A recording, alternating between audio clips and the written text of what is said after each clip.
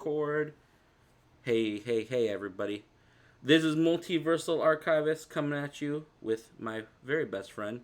I don't know, who do you think? Are you Deadpool or are you Wolverine Ooh. in this friendship?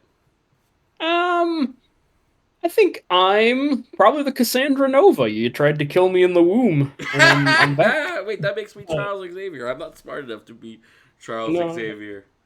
but that's the thing. Like, I don't think I'm Ryan Reynolds. No, I'm But I'm definitely also not not. Hugh Jackman, so I'm not grouchy enough to be a Hugh Jackman, so I I don't guess know. I could be grouchy.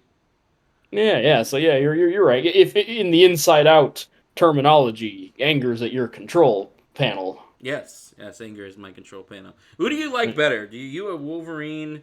Are you a Wolverine in Deadpool, or are you a Peter Parker, Spider-Man in Deadpool? Spider-Man and Deadpool. That's just because I'm a Spider-Man guy of all the Marvel stuff, so I gotta stick with my man. Yeah. And I also like whenever they draw him how much bigger Deadpool is than Spidey. I always find that kind of amusing. So yeah, I guess of the two, I guess the only we got to table the MCU talk till later. But I would probably say the only real thing I would maybe get out of my seat for MCU wise, if they're bringing in Deadpool, is a Tom Holland Spidey and Deadpool. That could be fun. As much as I dislike Tom Holland Spider-Man for a multitude Yeah, of reasons, I do think a Deadpool and Spider-Man movie with him as Peter could be kind of fun. I think the energy between Ryan Reynolds and Ryan Reynolds Deadpool and Tom Holland Spider Man could be kind of a because like Peter is kind of adorable in those movies. If you yeah, get he's very past the cute. He's other, very cute and cuddly, which is kind of a problem, I think. Yeah, but anyway, yeah, no, it is a problem, but I think it would work in a Deadpool movie because I would kind yes, of, I think Ryan Reynolds Deadpool would kind of take like the parent role with him, which could kind of be funny to see, and it could be funny yeah, to see Ryan Reynolds Deadpool having to like work around his usual R-ratedness because like I gotta be a family man now because I got this punk kid following me around. no, that would be cute. I feel like he'd be giving him noogies and glomping him in the terms of those weird kids on the stairway when we were in high school. Uh, I feel like Deadpool and the weird kids that would hang out on the stoop, and we're always like group hugging and talking about anime and making jokes about bacon and duct tape. I feel like they would have enjoyed Deadpool if that had come out when they were in high school. Yep. No, I don't disagree with you there. But yeah, That's my I think that would, like you said, get me kind of back in the seat for an MCU. Mhm. That and if they ever eventually do Young Avengers, but that's a whole other rant. Oh yeah. So Which we can probably rant in the film itself. But yes, what film are we watching today, Tanner? we are watching Deadpool v Wolverine. This will not be a power hour, No, though there have been many a talks about what our next power is going to be. So we are working it out. we are working it out, and there are It some. has to be long enough to really get escape velocity, if you know what I mean. It's Long almost enough like an one art way. form because it has to be long enough to get into the escape velocity, but it also has to be short enough that you don't rebound. Like I loved our Rebel Moon part two, but it was definitely almost too long because by the end we weren't drunk. We had Boomerang back from being drunk to just being kind of tired of the whole Yes, thing. I think like 3+ hours is good, but I think when you're approaching six, like Rebel Moon, the math kind of gets thrown off. Yeah, we So were. we'll figure out something long, but not too long. For those of you who haven't seen it, all 86 of you who have watched part one but not part two, you really gotta go watch part two. It's a It is runaway the hit, like the Da Vinci Code was yep. back in the day. Oh. But anyways, we're gonna do Deadpool v Wolverine. We will be watching it, and then we're gonna do a little review at the end, which is kind of different than how we usually do things. But it's a newer movie, and I think it'd be fun to review it and talk about it. So if you are watching this at home, go find Deadpool v Wolverine wherever you might find it. Yeah, we We went to are the theaters to see it. We're I talking flew loudly. out just to see this movie, Yep, and we're we're talking definitely gonna loudly in be an there. empty IMAX Yep, theater. we bought out Yeah. an IMAX just for this. Yes, we did. Yeah. One of those COVID-safe screenings, but just for us to make fun of Oh Deadpool. yeah, no, that's So, how we did it. We lied and said we had COVID. That's how we managed yep, to yep. snooker them into We giving us the whole theater. we took advantage of the Make-A-Wish Foundation to get this. I pretended the boy was dying, and that's how we got it. Yes, we But I did. didn't actually bring him in. I just brought a cardboard cutout of him. Yes. It's like the Toy Story scene where he's like pretending that Buzz's arm is Buzz. Yeah, Yeah, you yeah, bet. yeah. See, Give me a exactly. Yeah, hug. I just Oh, I sawed love off you my too. I sawed off my kid's arm to do it.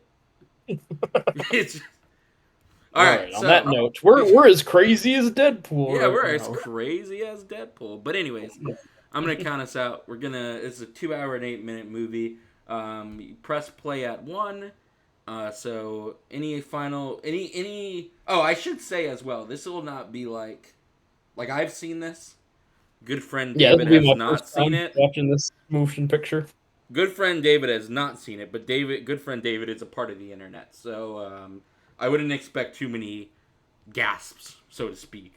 But we're still Yeah, gonna a have a lot fun of time this with it. unfortunately has been spoiled for me pretty heavy at this point. In fact, YouTube is now just showing a lot of the reveals in the little commercials for it before videos. Yeah, well, in Twitter had it up for like a full day, the whole movie. No, it was Yeah, YouTube. It was funny. It was YouTube, and right, YouTube. it was actually a very good copy of YouTube. I can't watch Trap yet because it won't show me the first 10 minutes of it. But for some Yes, reason, Deadpool v Wolverine in full digital glory was on YouTube. for sure. Yeah, no clue why that works one way or not the other. I guess the people the R matey pirates who are grabbing Deadpool are a little more They got show a the little more inside care. track. They know They where care to more than the They know where fans. exactly where to find. I'm gonna adjust my mic just a bit. Whoops. All right, so we're gonna start in 3, a 2, a 1. Press play. All right, Marvel. Ah, Marvel.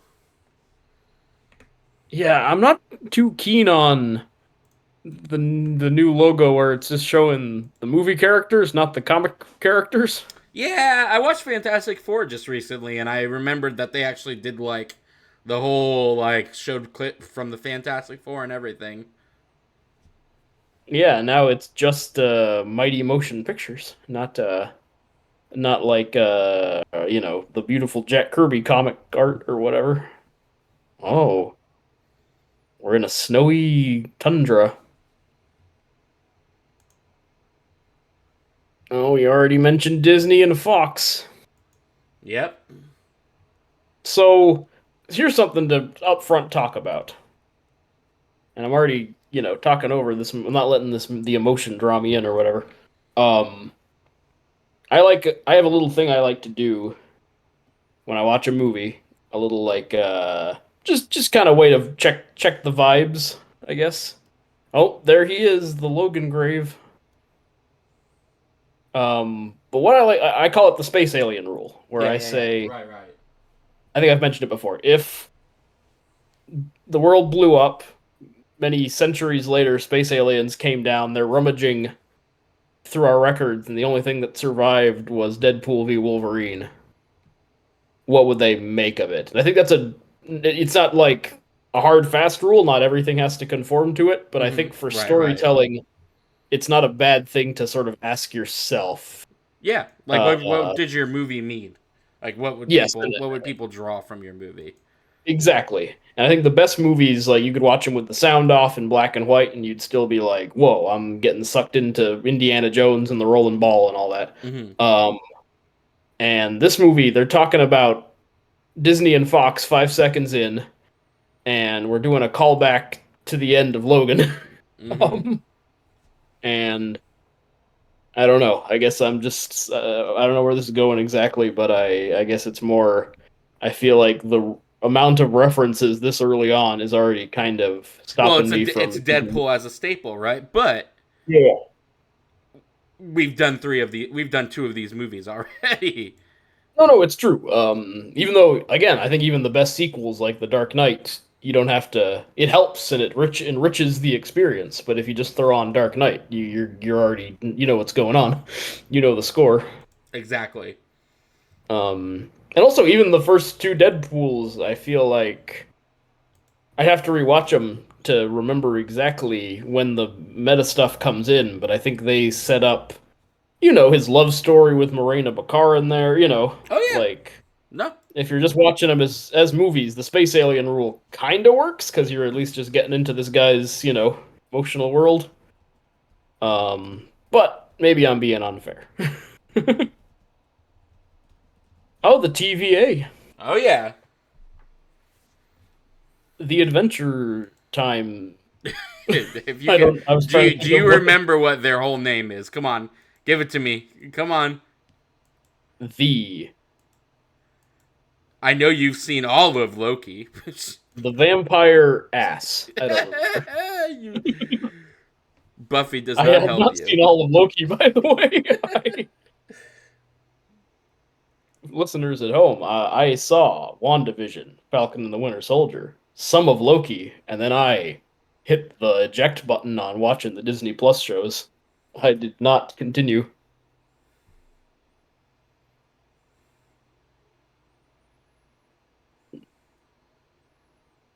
Now, Sean Levy directed the Night at the Museum trilogy and Free Guy, so I bear him no ill will.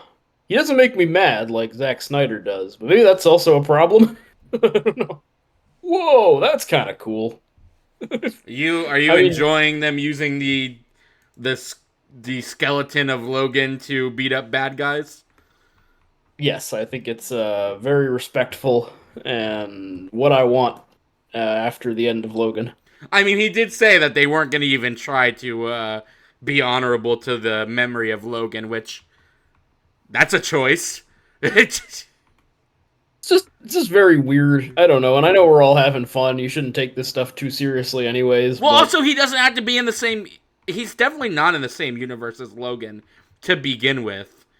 yeah, which So is them to also like, weirdly imply that maybe he is, maybe he isn't, is yeah, that's what eh. I'm. That's what bugs me too. Is that I feel, and I know a certain other character from Logan pops up, so we're kind of using people's warm fuzzies about Logan, but we're also hedging our bets and not actually just saying this is a follow up to Logan.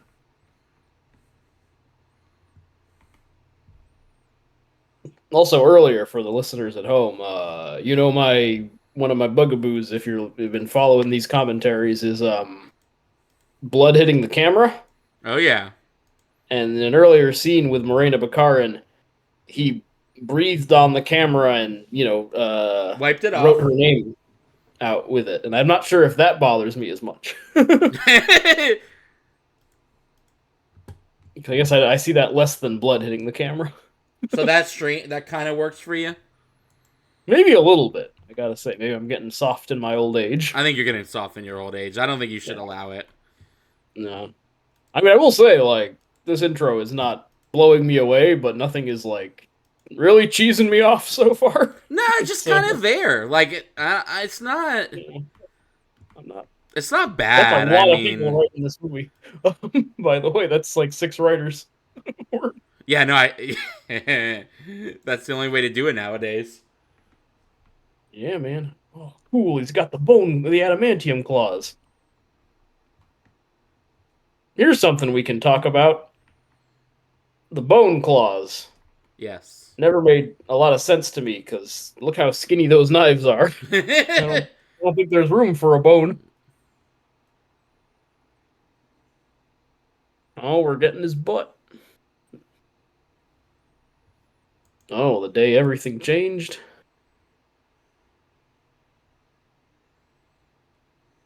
Is this Deadpool 2? Yes, this is all from Deadpool Okay. 2.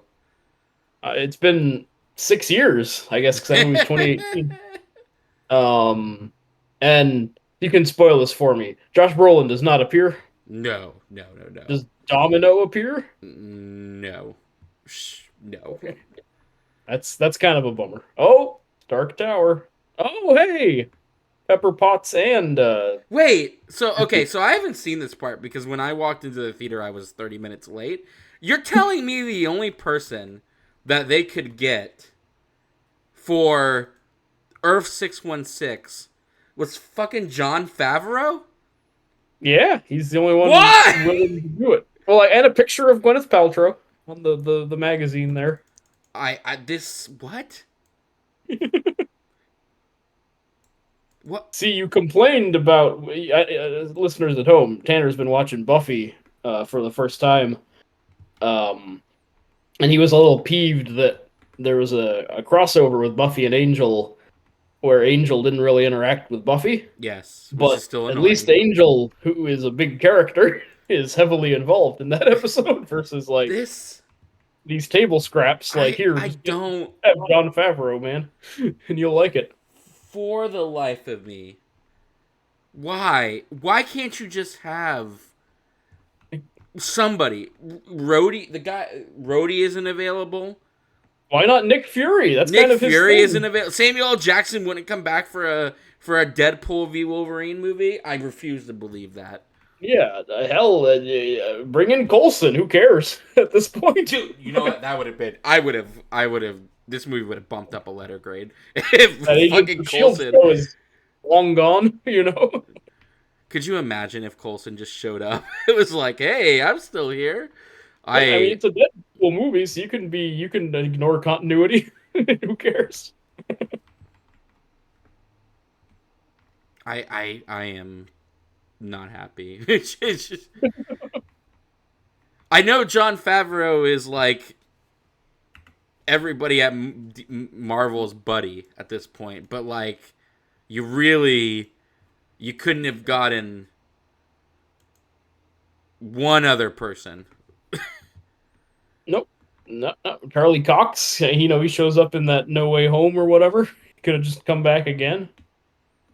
Actually, I don't know. I Why think is John proof Favreau that is Tony? bigger. Why are we seeing all these mementos? I hate this so much. I think this is foreshadowing him as Doctor Doom. So he's like applying to be in the Avengers, and I they're guess. not. And I guess John Favreau, Happy Hogan, is the job interviewer for the Avengers. Also, how many Avengers are there now, and who are they? And Yeah, did Thor even answer to people in Thor: Love and Thunder? So I don't think he's a member really that was the whole anymore. point that they didn't know who. That's one of the big problems with the MCU right now is that there is no specific like there is no Avengers right now, and Yeah, who's the core team, and who's the yeah, one like hanging out in the tower? There's nothing really. So why is he auditioning for the Avengers? Like here they're treating it like it's still a very established organization yeah. that everybody's Oh, I guess this is 2018, right? Is that what, Oh, maybe, but so even I so, think that this is makes saying it he even. was rejected back in the day when Tony Stark and Captain. So you know what? I apologize. 5-star movie. The scene I is still great. hate it. I still hate it. No, I refuse. No, I no, no, still no. I hate think it's a it. no. I think it's a masterpiece. Oh, he said he wanted to go to Shake Shack. So I will Now, admit again, this is 2000. Just for the angry commenters, yeah, that is right. It is very clearly back in 2018. But even so, that still makes it a horrible thing.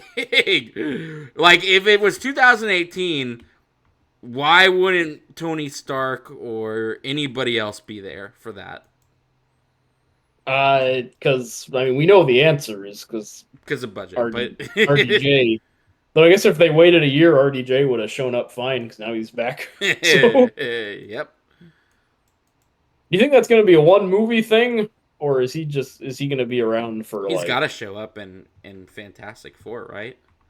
I hope so, or else what are we even doing here? Yeah, I mean, like, and I know he's gonna be in. So it's gonna be a two-part thing. There's gonna be Doomsday and Secret War. So he's definitely showing up in Doomsday and Secret War.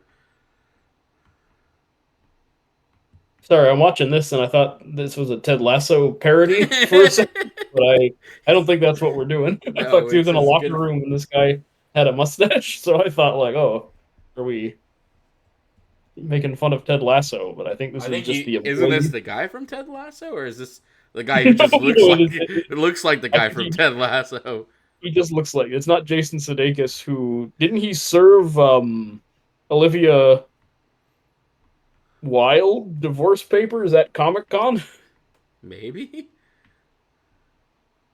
I hope I'm not telling tales out of school because she left him for Harry Styles. That was some kind of rumor that I might be propagating, but that's wild if that's the case. It's a jerk move, ruining it for all those nerds at Comic Con, and that poor woman, obviously, but more importantly. All right, we're back here. Okay, Negasonic Teenage Warhead still Oh hanging yeah, out. I'm sure they're all going to be in this movie for a really long time. Pete, the Colossus has always bothered me because it's not the Colossus from the Fox X-Men movies, and he's never not in silver mode, right? Yeah. Not into it. I've always liked this lady, Blind Judy or whatever her name is.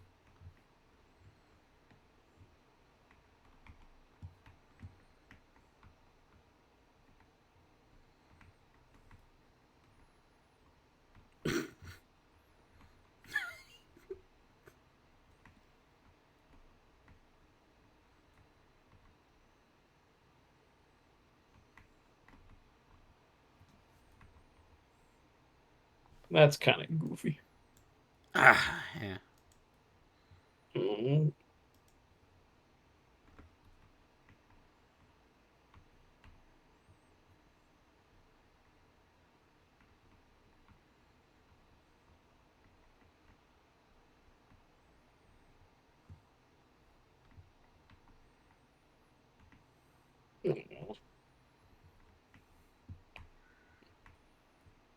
Wait, did he say Feige? Yeah, no, he's telling that story is actually true as well, from what I understand. Um, Feige was pretty down with almost anything that they wanted to do in the script, but said that cocaine was off the menu. He couldn't do drugs. Ah, so they made So they that a made that a joke. joke within the movie because it's edgy and fourth Wally. Doesn't that make you laugh? Ha ha It's ha. pretty good. That's pretty good. It does make me laugh. Ha ha ha ha. As you said, I agree. Very funny. Ha ha ha. Ha ha ha. Good old Morena Baccarin, who ever Who is since the fire not with started. him in this movie, which bugs the heck out of me. Oh, No, they've they are broken on up. the outs. They are broken up in this, which is But didn't he that go was through the whole time to point. save her Yes. in the second one? Yes, it's just so they can get back together at the end. And in the first one, they had a Yes, they powerful love were mad. story. Like, again, as a guy who really loves love stories and will give a movie a pass even when it shouldn't be all for a love story, one of the good things about Deadpool, the Deadpool movies, is that they are deeply in love. It's so strange that they decide to make him broken up in this. And again, nothing happens of it, just that they get back together in the end. Hmm. Oh, thanks for spoiling, but that's Well, even goofier. I again, as it was established, this is a spoiler commentary. Yeah, I suppose. Did you want me not? Okay, I could be quiet. No, no, no. We can talk about Gambit and whatever else we're excited. But the YouTube promotion showed Channing Tatum Gambit in it, Yeah, so they're not even hiding that anymore. It's like, hey, been 2 weeks. you know it's Like kind of funny because you're SOL, David. what I've gotten from that for the most part is that most people agree that like he looks great, but it's weird casting, which makes me laugh. Like everybody who's I've watched do a review on it is like, yeah, I mean he looks good and he's certainly trying, but it's still really fucking weird. It never sat right for like all No, the years they tried to make it. It never fully made sense as casting because Gambit is not a big buff meathead in that way, really. nope. And also, like, Channing Tatum is a very, like, open-hearted dude, and I guess Gambit is, but I don't know, in a different way. He's kind He's, of a like, more of a lovable rogue, though. puppy You got to dog. do the lovable rogue open Yeah, heartedness, and I don't, like you said, I don't think that is. Uh, Tatum's bag. yeah, Yeah. yeah. He works okay in that Hateful Eight movie, and he's like the surprise villain of that Well, movie, and he's like kind of okay, even mischievous. even in Magic Mike, he's kind of a lovable rogue in a way, but he's not. Yeah, It's yeah, not really Gambit energy. It's kind of the closest he comes to being a Gambit, and even then, probably. it's Yeah, not really the when he's like, same. "Hey, man, I love breakfast. You want us to teach your little brother how to dance or whatever?" I'm just doing That is an accurate. That is accurate sum to up. Gambit to Magic Mike one. It's my Magic Mike impression, I guess.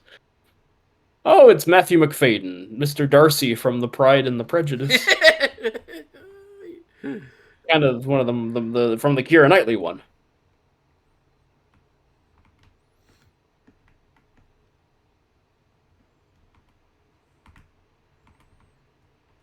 So, all right, we've got Happy Hogan, we've got the TVA.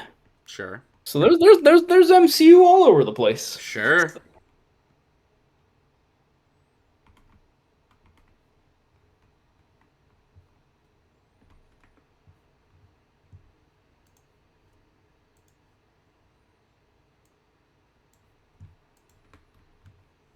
No, here we are. I still think that interviewing for the Avengers was stupid. I mean, yes, especially because it was 6 years ago, and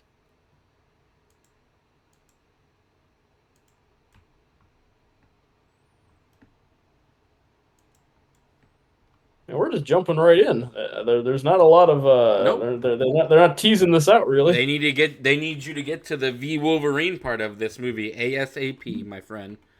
And actually, it's only 20 minutes in. That's really only because we had the really long opening credits Yep. and we had him audition for the Avengers there. So, really, this is almost 5 minutes into the actual The story. actual movie, yes. So, really, nothing, we are just jumping right in. Oh, he I loves also Captain find it America. really interesting that they decided to make him really want to join the Avengers because it does feel very anti what they've established of Deadpool. There's like a whole thing where he's like, I don't want to be an X-Men. Yeah, I've never thought of Wade Wilson as, someone who wanted to be part of the Avengers.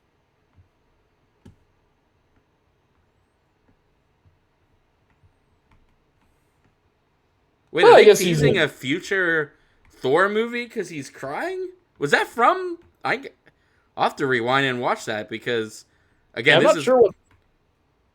not sure what that was. Maybe it was just like to let Hang you on, know where are that you the at? My world. copy weirdly just restarted on me.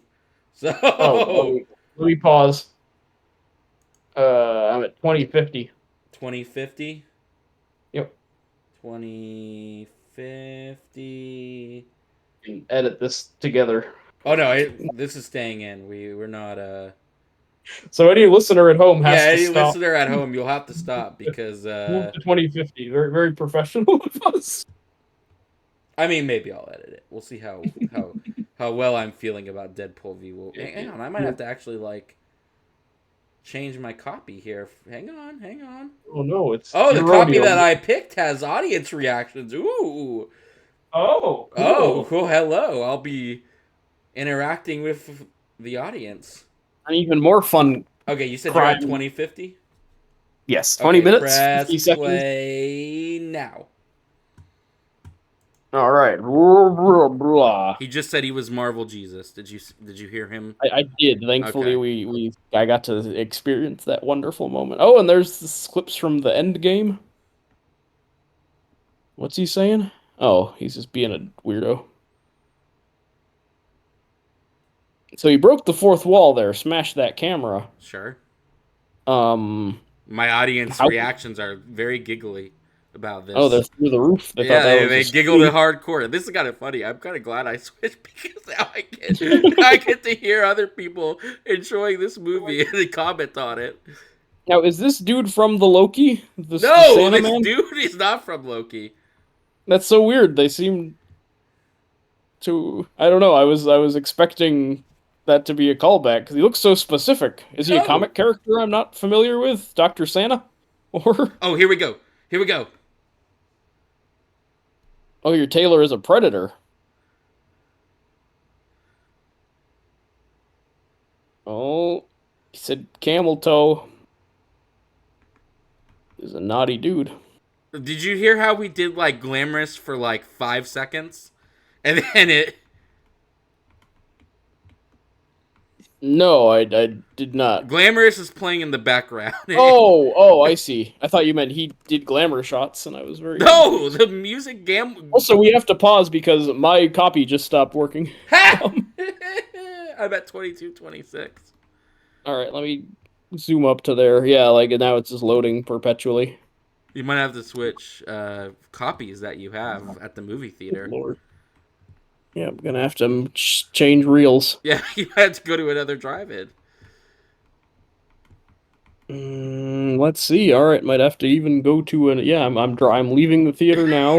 Yeah. Hmm.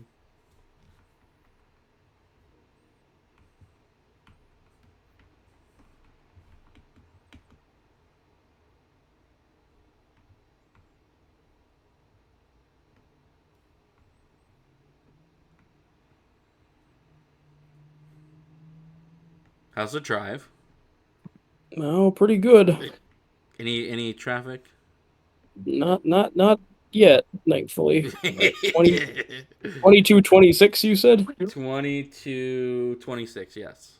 All right, here we go. Let me know He's when to back. press play. Hold on. It's screwed up again. Jesus Louise. All right. I'm at 22:32. Okay. Hang And on. 3, 2. Oh, tell me when you're ready. 22:32. You said. Yes. Hang on. Okay. Go ahead and press play now. All right. He's yakking He's with talking about Darcy there. vacation days.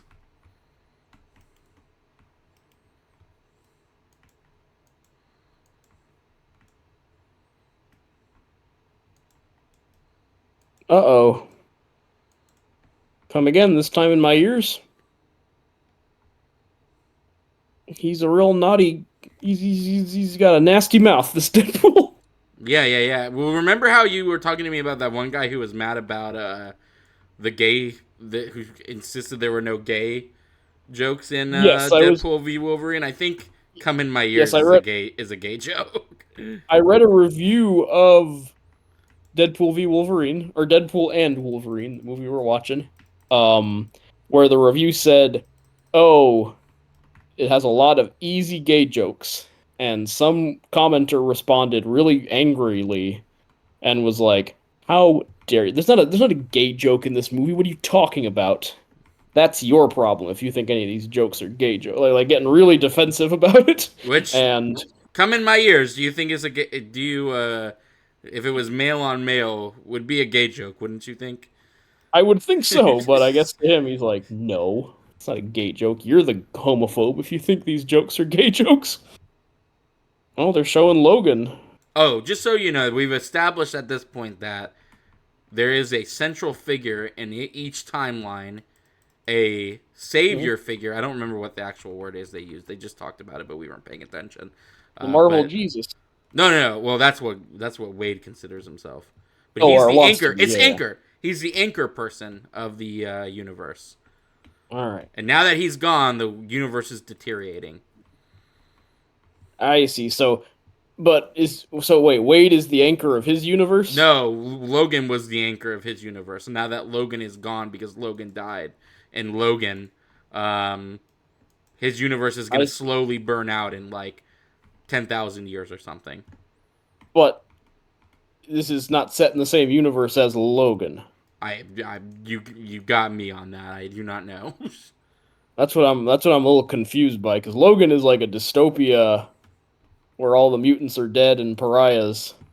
Yep. But I guess Wade Wilson's just having a good time. Well, and there's an X-Men in his universe, remember? Because we established that in Yeah, and Deadpool 1 or Colossus is 2. doing And and Negasonic Colossus is and doing all right. Yukiko are there, yes.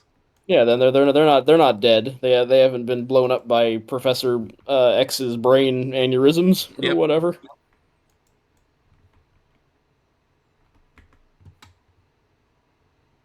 No, he's evil. Yes. He wants to destroy Deadpool's universe for some reason.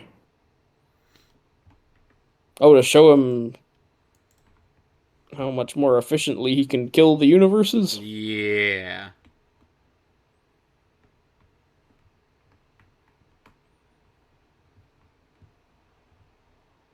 He's taking his mask off.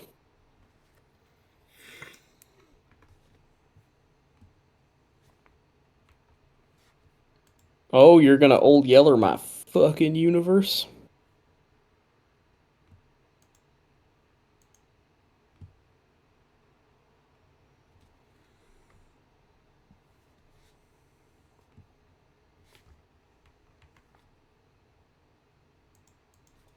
Oh, okay, so he's pitching him on. Becoming his Uh, new, like, man? I do not. I think, or isn't the joke like because he's talking about the sacred timeline and no longer be mediocre? So I think it's the temptation is like Well, yeah, you because want to for be a some reason in this movie they decided to make Deadpool really interested in mattering, and that was like his whole reason why he was pitching himself to the Avengers, because he wanted to finally be important. Which again is not really something Deadpool has ever shown interest in, but sure. no. It's quite. He seems happy getting pegged in his apartment in the Yeah, first two. but that's kind of the whole crux is that he wants to be Important yes. and not just sit around cracking jokes and doing butt play. Yeah, and that's why him and Vanessa broke up. Because she didn't think he was important. Because he was so Or consumed because he was with too it. obsessed with being important. Okay. Yeah. Which again is very different from The what the first other two, two yeah. movies have established. Yeah, that he wants that now Deadpool's whole thing is he wants to be a big shot. Does not want to live the simple life. I guess because it's a wonderful life we're parodying. Oh, in the penis and the butt.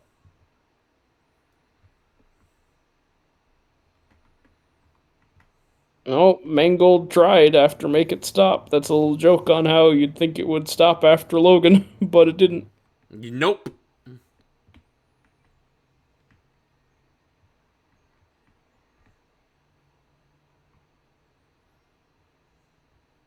Oh, my audience really laughed at that joke. Get my country's name out of your mouth. Yep, they thought it was funny. It's pretty funny, I guess. 7 out of 10. I'm not holding my sides so far in this movie, I will say, but I'm also not giving it a chance to like. Maybe I'll be quiet until a joke makes me laugh.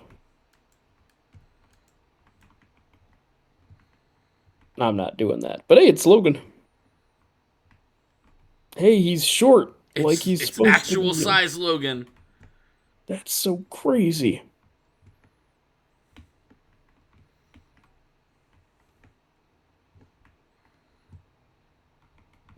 Oh, hey. Yep, it's that Logan. That's so cool. I love comic books.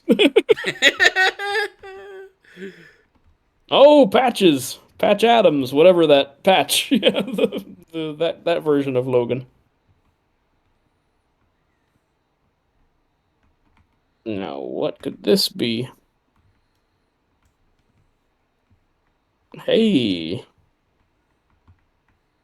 I know a lot of these Logans. Whoa, that's mildly cool. Yeah. Oh, you mentioned the John Byrne. Oh, he did the Loki line. This is just going too fast. I can't even keep track of all the in jokes. All the cameos. I'm just over the moon. Mm-hmm.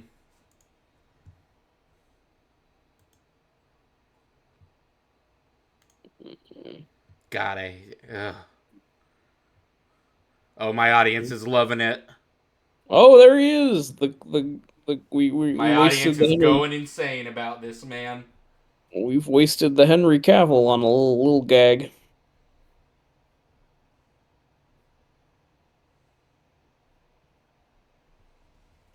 He should have been Sabretooth in an actual Wolverine movie. Henry That would have Cavill? been. Oh, I would have dug that. Yeah. That's Daniel Radcliffe Wolverine, Henry Cavill Sabretooth. Oh man, that's a dream right there, isn't it? Yeah. That's why, like, that joke is cute, but like, it's kind of a bummer that you have Henry Cavill in a Marvel movie, and you're like, let's not make him anyone that we will ever come back to.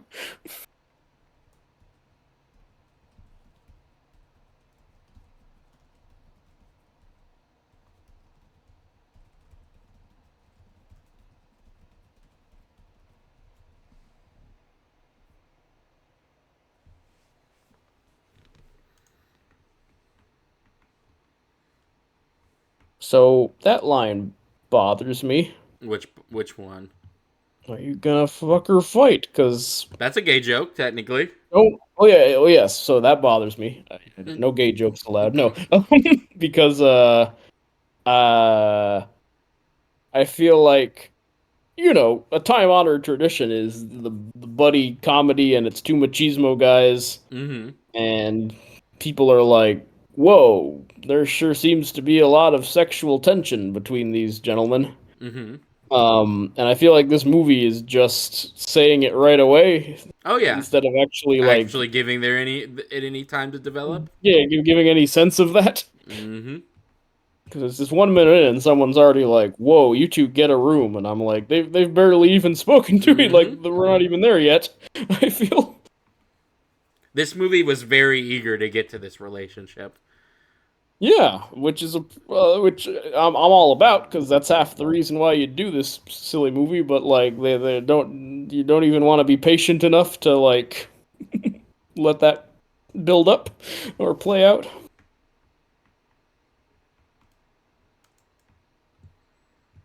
There he is in costume. Oh yeah.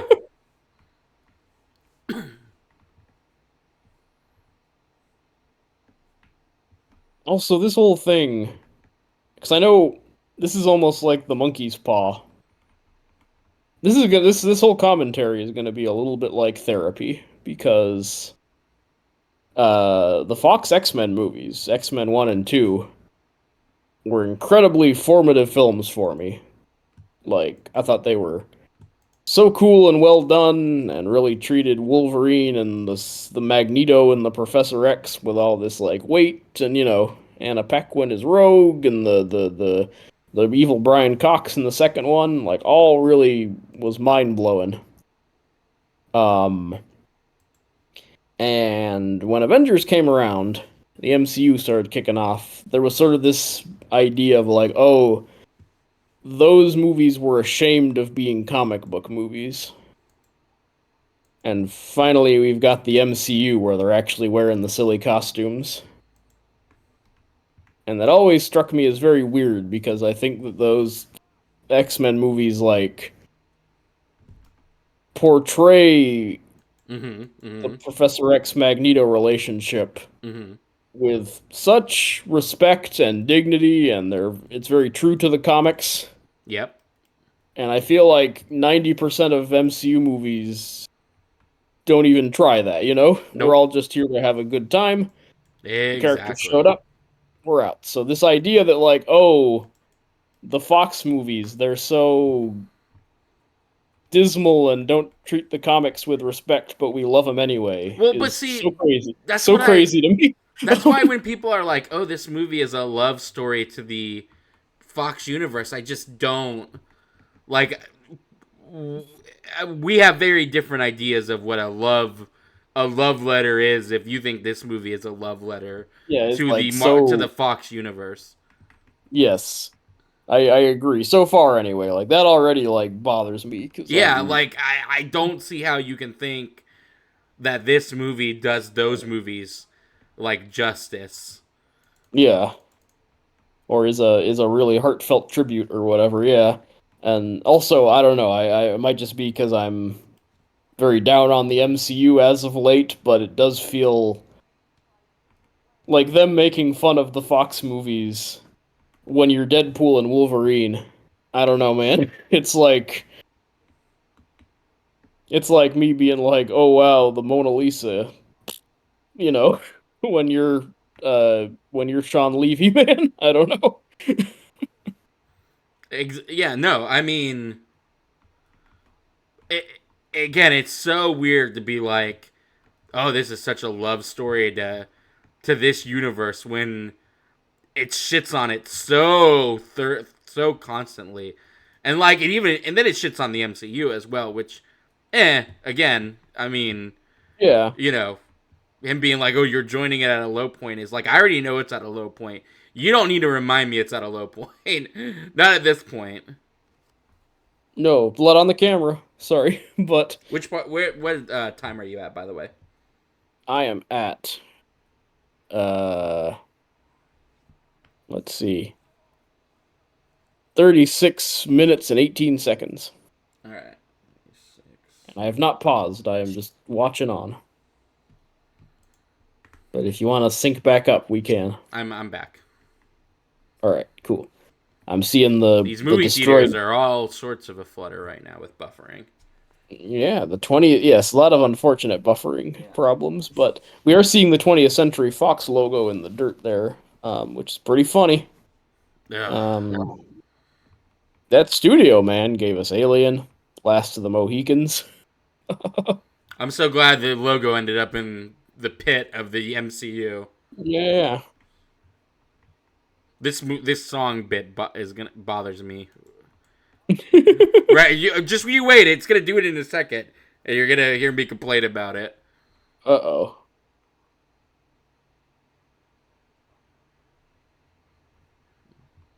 All right, you know what?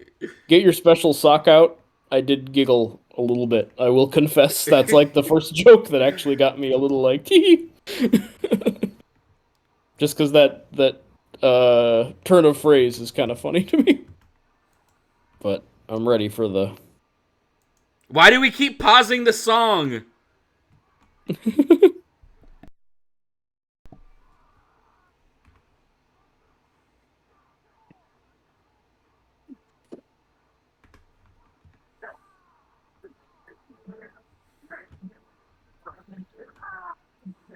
You're right. They're stopping it, and then a Hells Bells comes back all of a sudden. I don't I get don't get why it. they like keep doing this pause start thing with these songs. It drives me mad. It's just, I guess it's breaking new ground maybe, in but I like in rhythm cinematic too. in cinematic storytelling. I like rhythm. I'm sorry.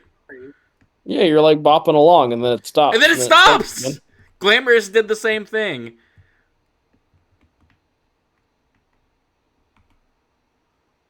Now, I remember we were told informally as a rule in TV production, which I've never actually checked the legal books to see if that's true or not, that you can use any piece of music you want as long as it's under 10 seconds. So maybe that's what they're doing. They don't Maybe, actually have the but right. again, that just speaks to like the weirdness of this movie and its budget. Mm-mm. And I actually question that rule. That sounds kind of that like, they have to tell you you're an undercover cop if you ask them. Like I think that's just a made up rule, but listeners at home, if any of you know music copyright in movies, Yeah, let us know. please message us. Now, who's this? Who could this be? Who could this be?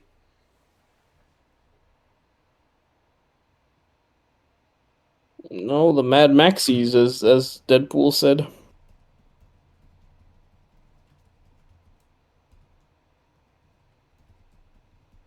Okay, they're driving angry. Not so bad.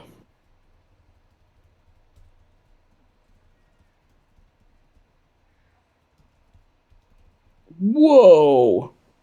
It's Chris Evans.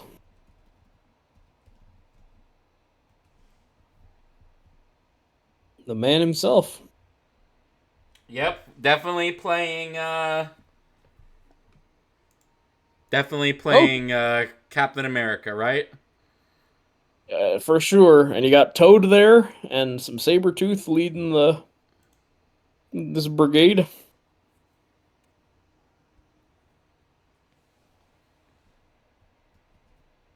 And hey, Pyro. Is that Pyro? Yes, it is Pyro. Okay, I was like, am I just mixing up my white dudes? It feels like this could just have been Age of Apocalypse as an X-Men movie. Oh, he's the Human Torch. Gasp.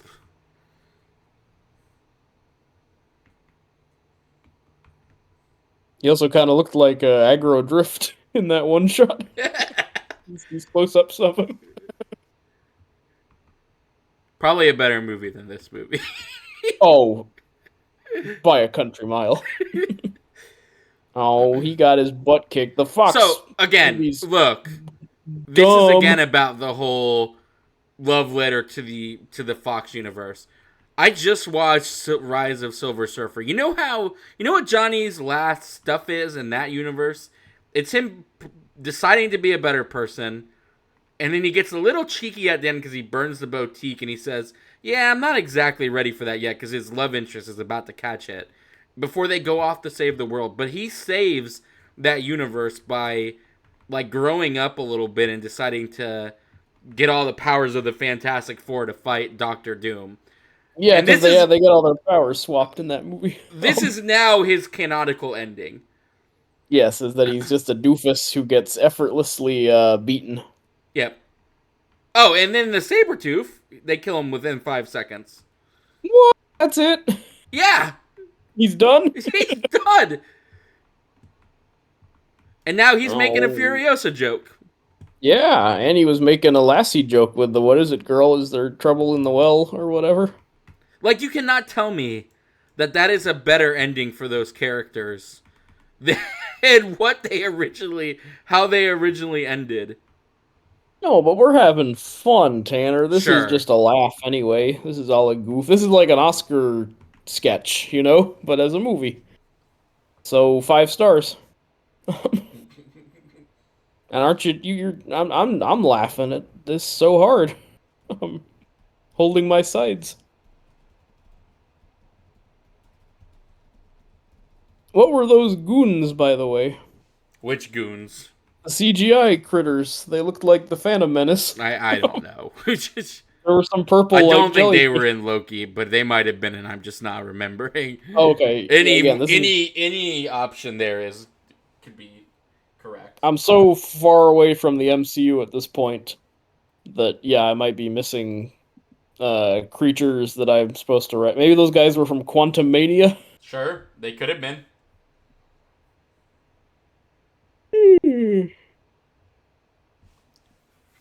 Oh, hey. From Loki Season 1, Episode 5.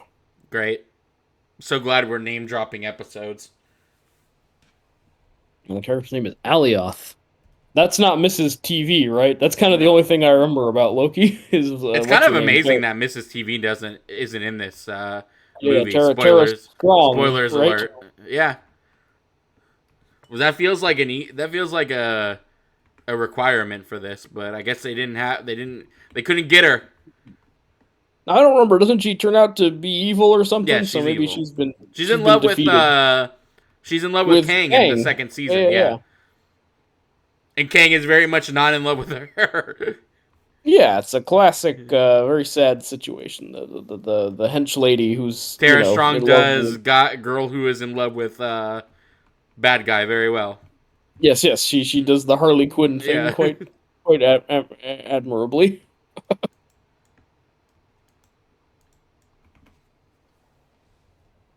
Oh, there's Ant-Man's butt and face. That's kind of neat. I like the hands opening up. Again, 5 out of 5 stars. No notes.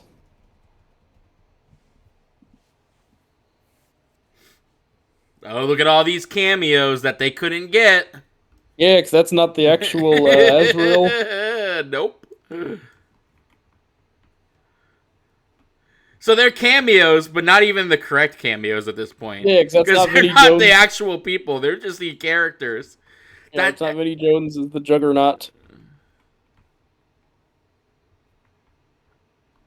and you can't tell me Vinnie Jones wouldn't have come back. I think Yeah, like, he even had a thing where he was like, I haven't been asked. hmm So like you could have. yeah, but they just didn't feel like it.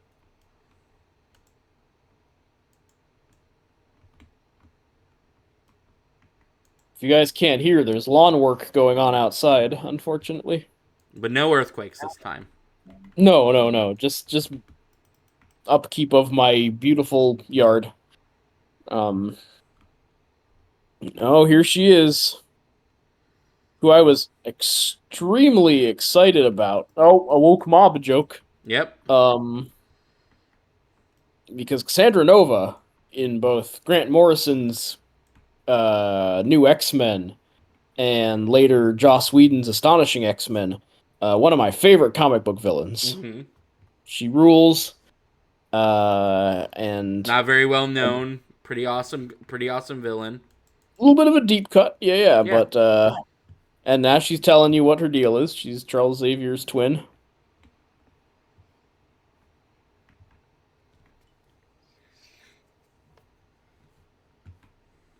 What's she up to?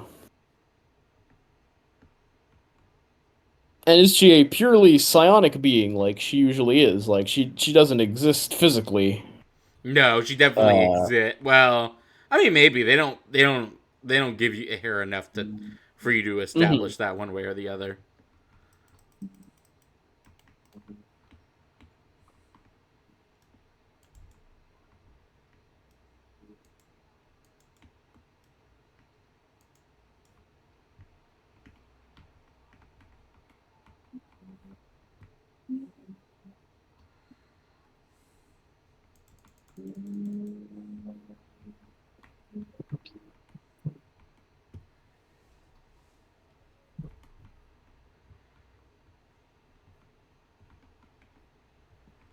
Reed Richards is elastic. Yep, Oh, she skinned him. that's the end of. That's it for Johnny That's Storm. it for Chris Evans in this movie. All right, curtain call on Chris Evans. Yep, Take your bow. That's a wrap. that was his contribution.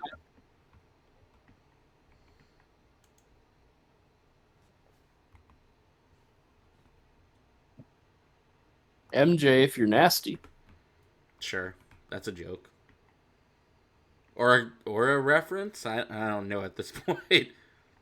Oh, she called him, oh, honey.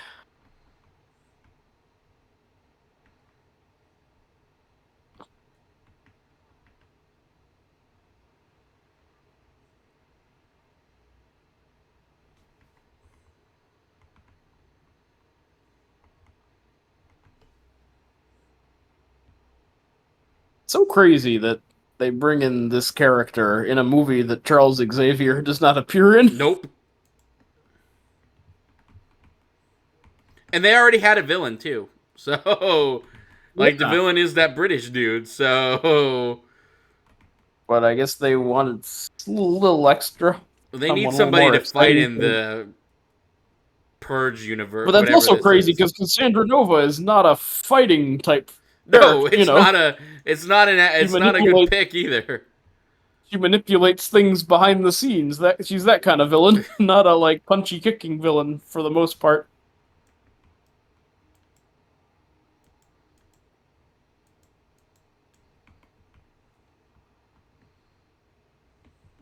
Oh no, she threw him in a hole and threw it over there.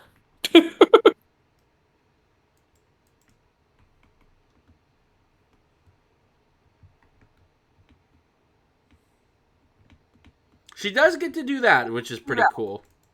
That's neat. Yeah, I mean it's comic accurate. I kind of like it for that, but And I guess I don't know what I want out of life. Because first I'm mad that it's too goofy and not emotional. And now it's too emotional and not goofy. But Deadpool knows he's a fictional character. yes, which So it's colors hard for things. me to be like, experiencing fear Yeah. alongside him. Right. I mean, I guess he cares about the people, which is how they get around it. Like he has Yes, people in yeah. his thing that he's Yeah, even if concerned his about. his lady friend and his buddies are fictional, he still cares about them. So I guess that makes sense. And there's Ted Lasso again. Yeah. Oh, he Dude, turned out to have nipple rings or something. We talked over it, and I wasn't quite sure what was going on I there. thought he was talking about a friend of his that got nipple rings. Oh, maybe. I I don't thought he was know. at the party with like the chain around his nipples, He might very well have been. Oh, like the now we're people eater learning from the Mad Max. about this breakup. See our Furiosa episode for more. Which will be out eventually. I have yet to put it out. Oh yeah, that one and Saltburn. We'll Yep. both get to. That one actually got recorded though, so it has more of a chance Oh, of being out. I just haven't it has a edited it yet. 1 in 10 chance of happening. Saltburn, we'll see. That's next week's episode. Oh no! I just don't get like why they had to break him up and like why Deadpool is suddenly so concerned about his legacy or whatever we're doing in this movie. Yeah, he's very concerned about how history is gonna see him. I do like the Deadpool costume itself, and Oh yeah, no, I mean it I like always looks white good. eyes can like go wide and narrow. That's kind of cool. Mm-hmm. Um, No, and Deadpool is good. It's a little played out for me at this point, but yeah, that's what I was kind of getting at with my rant about like dorky kids in high school would, really like these movies. yeah. I remember there was a little nerdlet in high school who was reading a manga, and at one point in the manga, there's a panel where the characters are yelling "synchronized swimming," uh, and it's so random and funny. And the kid just ran around all day going "synchronized swimming," and he was like writing it on the chalkboard and everything.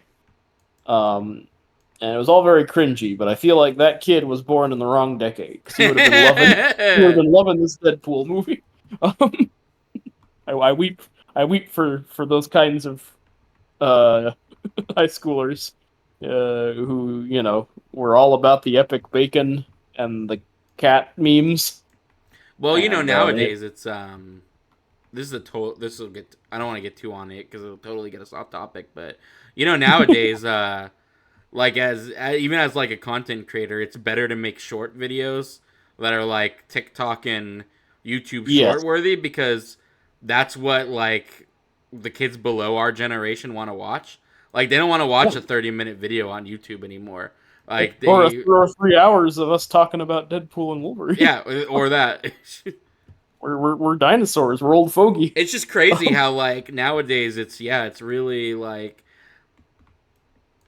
it's really just kind of not what how younger people like ingest media nowadays is very different from how we do. Yeah, now we like our 10-second TikToks where Yep. a guy stubs his toe and then it plays, "How could this happen to me?" And then it's Yep. over, and that's like the whole video. And That is accurate. I hate that to would tell get a you old million. That would get a dinosaurs. million views. Yep, I I hate to feel. tell you old dinosaurs on on the internet, but that is absolutely accurate. That is what people want to watch nowadays. um, Now they're in the diner from the end of Twin Peaks: The Return, like the scary alternate universe diner. I believe called Judy's. STDs, ADHD. They're eating spam. I will say this has not been a super great showcase for the Hugh Jackman so far. No? Somebody I'm said kind of bummed. he's a good Wolverine, but like Yeah, so you know he's a how great like one. well no I'll get to the point. Let me so Deadpool doesn't need any direct like okay, Ryan Reynolds doesn't need any directing to be Deadpool. Yes. He's just naturally that. Hugh Jackman is not naturally Wolverine, so he needs to be directed on how to be Wolverine. Um, and Sean Levy doesn't know how to direct him to be Wolverine. Does that make sense? Yes, and I kind of agree because yeah, like Ryan Reynolds is all about like the Deadpool, and he already does the kind of Deadpool improving stuff anyway. Mm-hmm. So like, yeah, he can just show up and And boom, do do it. the Yeah. Deadpool thing. And I guess Hugh Jackman knows how to do like the I'm tough and mean and cuss a lot, but I think you're right. I feel Does like he he doesn't. really though? Because most of his roles aren't that. If you really think about it, No, like, so it's not like he can do it on a dime. yeah, no, he kind of needs to be Yeah, directed on how to do it, and he's always had directors who have taught him how to be have showed him how to be Wolverine. And again, I that feel like doesn't make him a bad Wolverine. It just makes him an actor. no, I feel know? like and I'm going through like the best X-Men movies, like X-Men 1, we're meeting him for the first time and he's very iconic immediately. X-Men 2, he's meeting General Stryker and like figuring out his past and he's kind of tempted by that. And then X-Men Days of Future Past, it's he's lost everyone and it's kind of the feels of him getting the old team back with the time travel at the end. And then obviously Logan is a very like, tragic and complex character. So Mm-hmm. like, yeah, I feel like he does well when the director knows what we're doing, knows like, oh, this is what Wolverine's going to be going through in Exactly. this one. And so far I'm not getting a sense of what this Wolverine is. No, and especially because this Wolverine is very different too, because it's a very specific Wolverine, i.e., the worst Wolverine, and it doesn't really like he isn't directed that way either. But just besides just to be sad. Yeah, I'm not really even getting the sense of like why this Wolverine's the worst except that he let everyone down, but Yeah, but Wolverine does that all the time. he doesn't seem incompetent. That is a very cute dog. I do like his big old tongue. Um,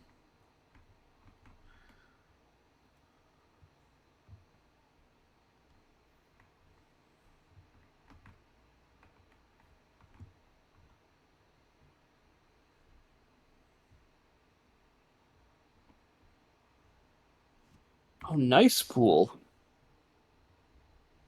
Lady pool. I wonder who that's gonna be.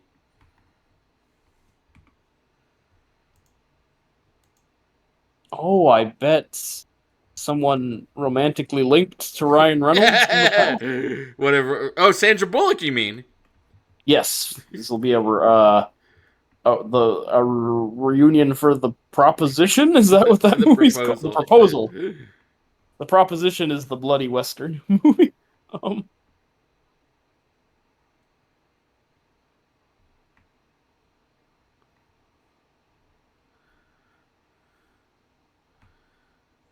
oh, they're fighting over a dog. This is pretty funny. I mean, this movie's kind of moving. We're halfway done. Yeah. So,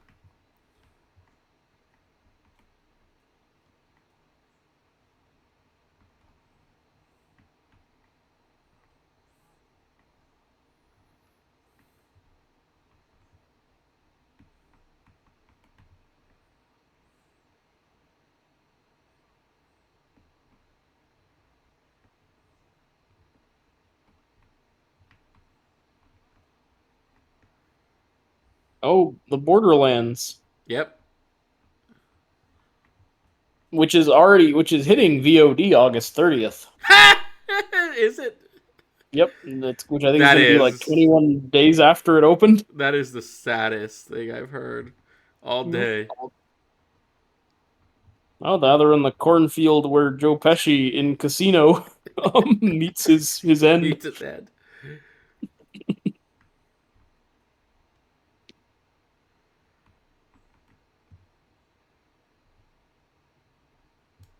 But yeah, man, Borderlands. America did not catch Borderlands fever, it seems. That is so funny.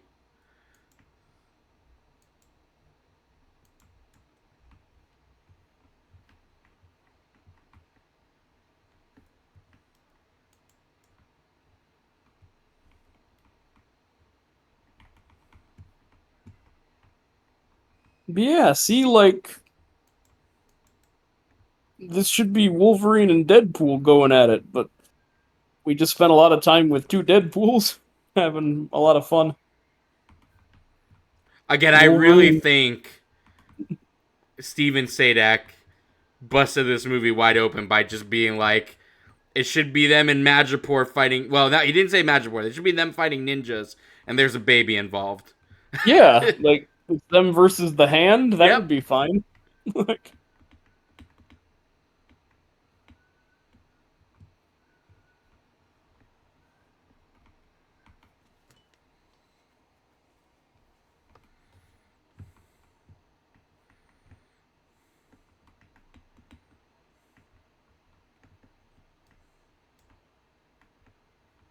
watch your frown lines, Angel baby.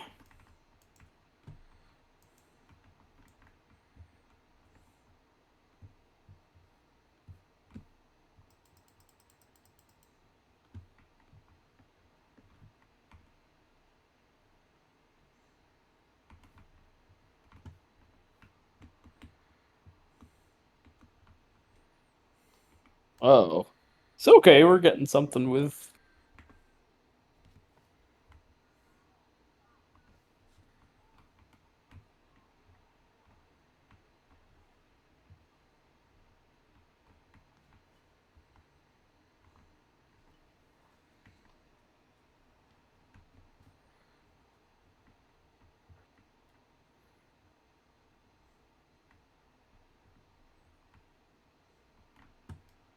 This is all right. See, again, we'll get into it when we get there, but this part.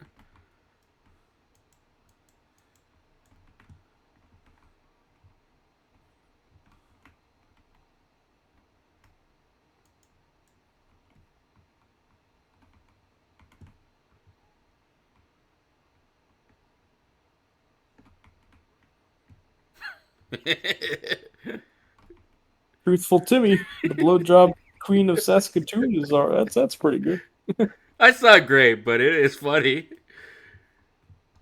No, no, no. I have, I gotta be honest. I have tittered 3 times. That's not so bad.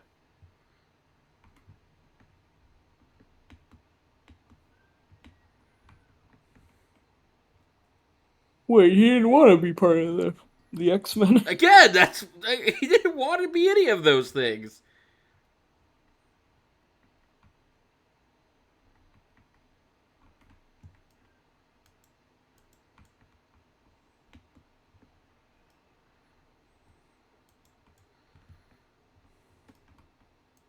Paul's chick.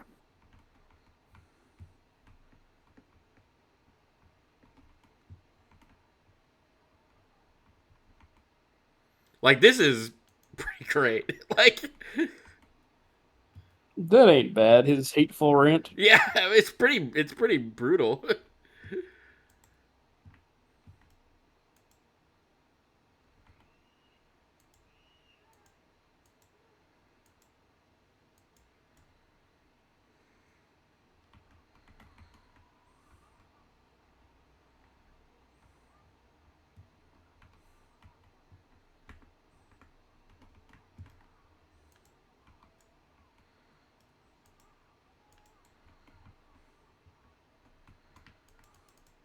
Whoa.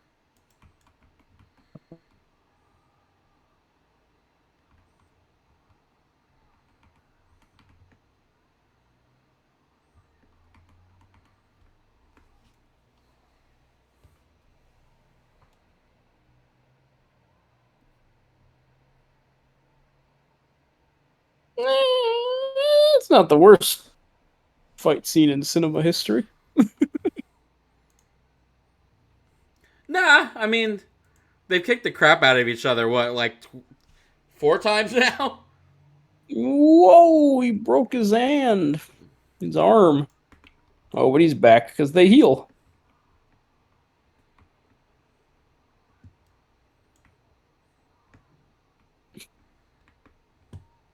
You got into it with a guy who was uh mad that they healed or something. Did I? Yeah, because didn't he say like that Oh, would be right. He was pointless Yeah, no, want no, me to no. The do his guy heal. who was like, Oh, if they heal all the time, there's no emotional. He was mad because the plot I proposed. I don't. It was weird. Why would the yeah, you could. emotional catharsis of this movie is not that they can be hurt physically. I'm pretty sure Yeah, everybody knows that they have healing factors.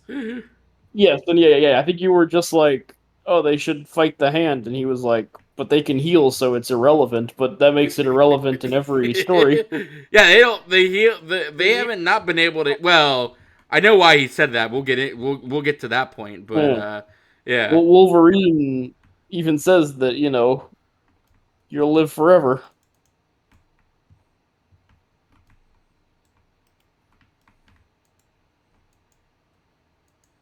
Okay. Well, we had like 20 minutes of good movie, and now we're back to this stuff. Oh, are the cameos happening again? Yep, we're back to cameos. All right, It's a coming. let's get ready for some more cameos.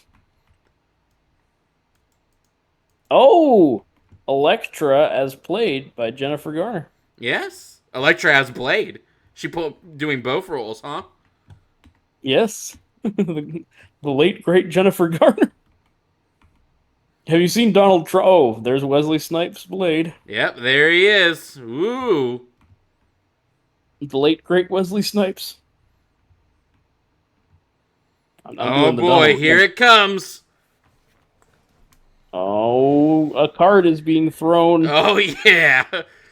Caught it.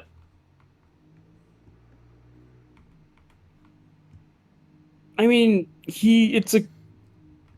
it's a cool enough costume, but he Yeah, just I looks mean, like he Channing looks Tatum like dressed as Gambit. Like in the exactly, and that's what everybody I've heard do a review on is like, yeah, he looks great, but it still just looks like Channing Tatum cosplaying in as a Blade. in a I mean, good. cosplaying as Gambit. I mean, it also looks like him cosplaying as Blade because it's a trench coat. But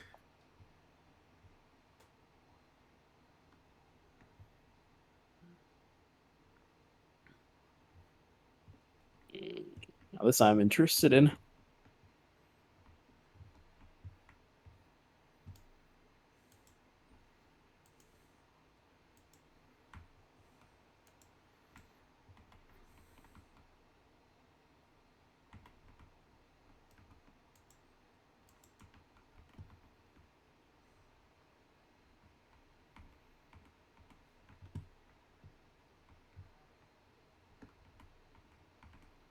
Okay, so he is just Gambit. Like they're not making too many jokes about his movie that never happened. No, they do make more jokes about it. I'm Uh, afraid to tell you then that that is a running theme. then we're losing points.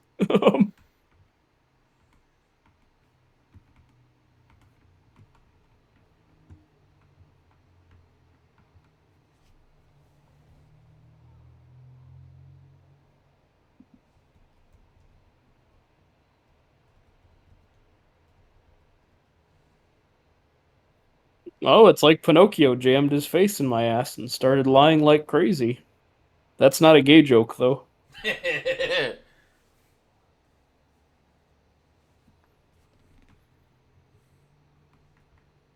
I hate how they keep making a joke that nobody can understand him. It bugs me so much. Hmm. Because you're just drawing attention to the fact that you did not get a Romani actor at that Yeah, point, and I mean, that's not really a thing you want to keep drawing attention to. absolutely not. Sorry, but this is like a reunion I kind of care about, but they're just staring at each other. There's not even a.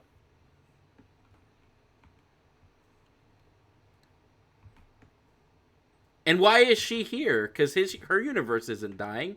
Because she's from the Logan universe, which is weirdly implied to be now the Deadpool universe. So Maybe she's the Laura of a different if universe, that is the case, I will spoil in, it now for you. They do not in which imply case that there's like no emotional impact for any of this. whatsoever.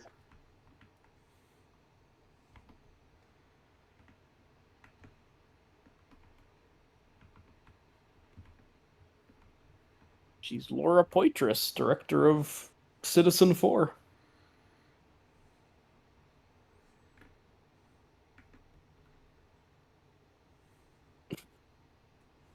I did kind of laugh at him calling putting the in front of everybody.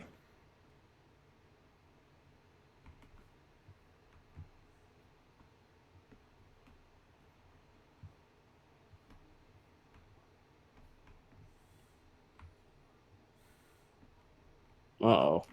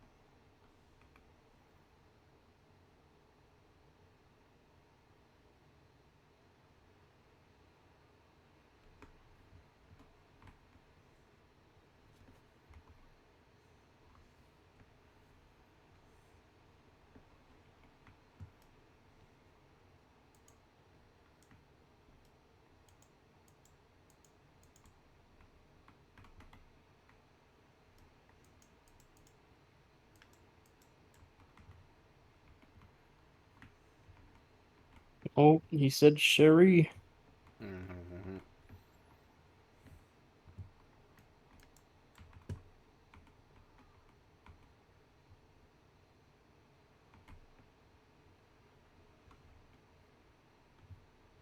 Hey, what a waste of Wesley Snipes. I mean, I maybe know, he's gonna right? get a lot of cool stuff to do, but there's still an hour left, so he might have a lot of cool things coming up. Who is your dialogue coach? The Minions? Ugh. No, the Minions playing in a theater next door.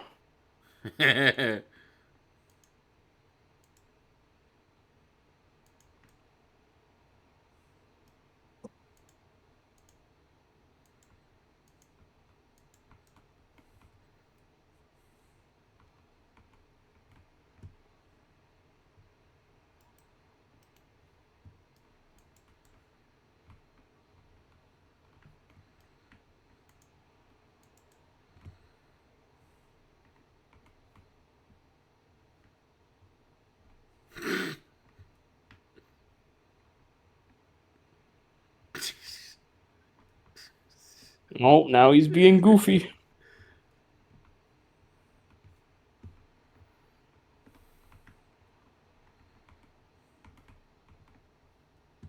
Man, geez, they're all just standing there. Yep.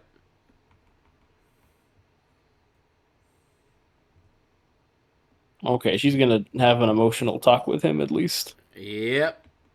That's at least something.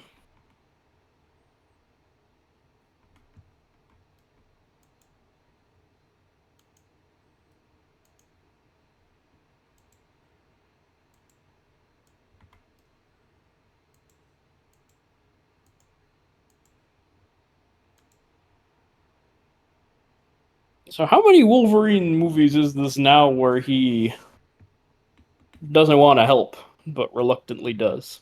I mean, I guess that's his thing. I mean, that is. Though I don't know. I mean, comic book Logan's pretty big into being an X-Men. I mean, I guess maybe Yeah, he I don't wasn't know how at reluctant. first. I don't think he's a reluctant hero like he is in. Maybe he was back in the past, but at this point, it's been what 20. Well, no, more than 20 Yeah, years of Wolverine. So first first X-Men movie, he's very like, I'm not a team player. I don't want to be a part of this. And then in Logan, he's also, like, look, kid, I'm not who you would think I am. I don't want to help you out. Now in this one, he's like, this is suicide. I'm yeah, not he's a talking part of about it right now. They begged him to wear the costume. it.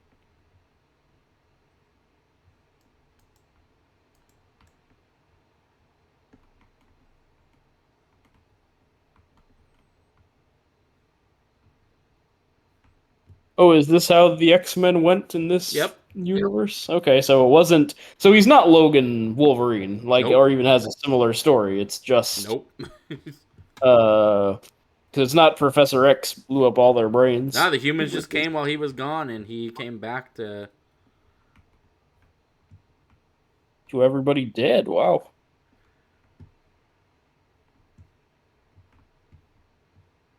Now, do you think this is? So, did he even have a Laura in his world? I don't think so. So, I take it back. This is not a terribly emotional scene. Not for him. For her, I guess it's a little bit, but Yeah, because she is the. Is she the Laura of Logan? I. The implication is, yeah. All right. Well, good for her. She made it, and she got to be sucked into a Deadpool movie. Well, I get. Meet a different I will Wolverine. again spoil for you, but there's only one person at the end of this movie of these cameos that they imply has a future, and it ain't Gambit. We'll just leave it at No, that. It's just. well, that's kind of a bummer because I really was hankering for more Gambit because he's made such a strong impression in this movie.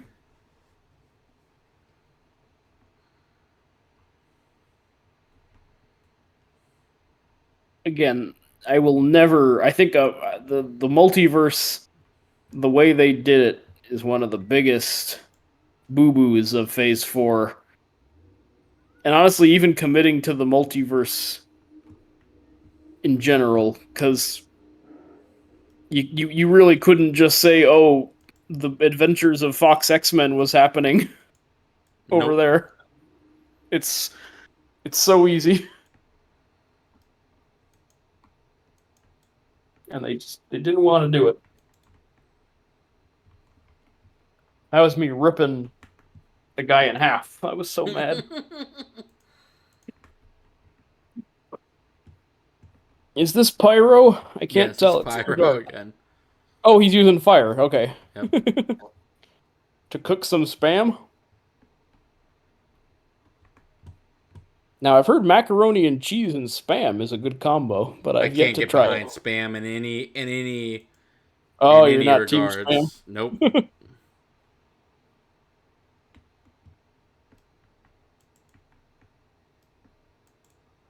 Honestly, I gotta say, the product placement kind of working. I think I might go buy some spam after this. And, That's that'll what be you my, got from my this movie was spam, a hankering for spam. a little bit, I gotta confess. That's the most excited I've been, is being like, ooh, some spam. There's only been one blade. There's only ever gonna be one blade. God, I hate that. That line. That line, man. I Let him almost turn into the screamed in the camera. theaters. It was my Joker moment. There's only ever going to be one blade as he looks at the camera. That was your one bad day. Yep. I mean, I guess it works either way, because there's a blade coming out, but that blade has never is never gonna happen. It seems Yep. so. I guess either way, it works as a joke. I'm so glad we're calling attention to that. Yes, again, this is a joke. This is a movie with all these jokes for like guys who read comicbookresources.com or Yep. whatever. Like instead of just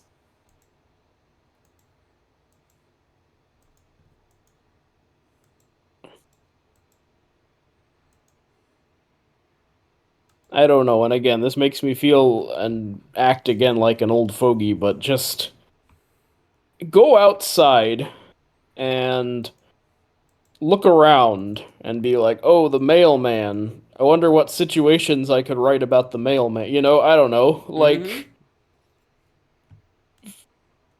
see something compelling in the world around you and try to like put it in a script instead of this like it's all this Ouroboros of it's only other comic book movies that we're talking about and all of the payoff is about other comic book movies.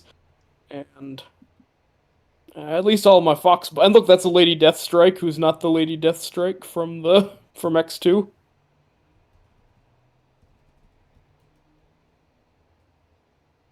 Ugh. This really does look like the models in like a sexy superhero issue of a magazine, like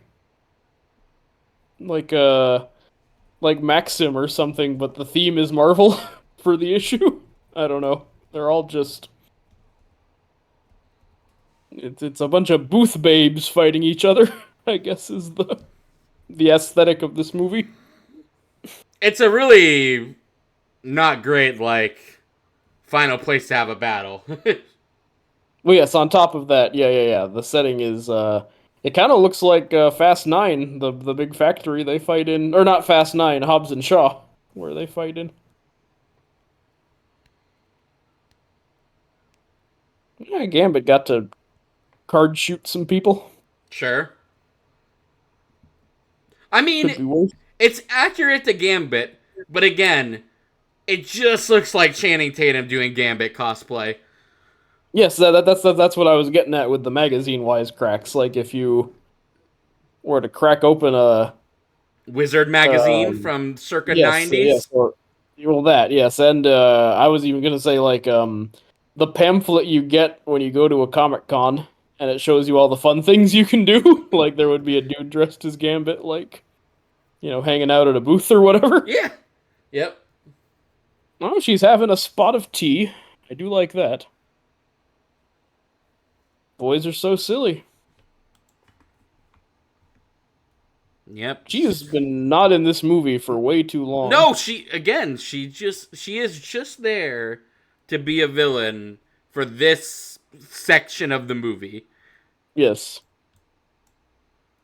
I've never seen it quite as bad as this, because, like, that scene with Pyro, I feel like that could have been her, and at least Yeah. she would have had one more scene.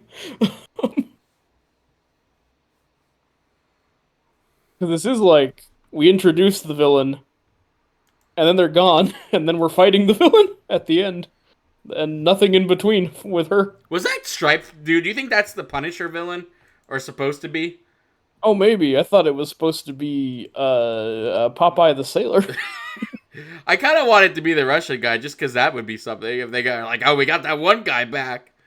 Oh, the from Black Widow? No, the Russian guy from the Punisher who fights him. Oh, wait, Punisher, the John Travolta Punisher? Yeah, Oh, okay. yeah, it's I the was dude who fights him in the apartment. I was mixing up like 3 or 4 comic book movies together, but I maybe it's supposed to be him. That would be kind of funny. Yeah. At first, I thought you meant the John Bernthal Punisher, which I didn't watch, and then I was thinking, uh, the Russian guy from Black Widow. But you're making references to the pre-Marvel Marvels, Absolutely. like this movie is. Now they're just hanging out, man.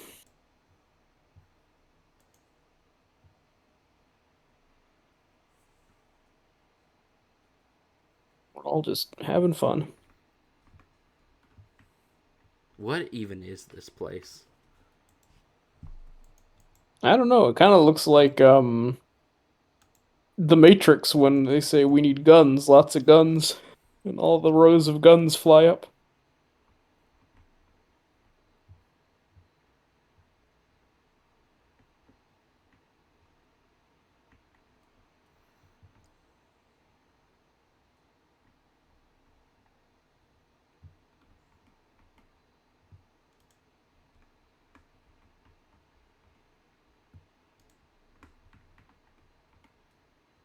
Whoa, he like killed a bunch of people. Gasp. They're not doing the old man Logan thing where Mysterio No. tricked him into killing everybody. Nope. I don't know what they're Oh, doing. okay. So he just went into like a berserker rage and killed a lot of innocent people too. I do And not know because the only thing we get is that at one point there were X-Men, humans killed them, he killed the humans.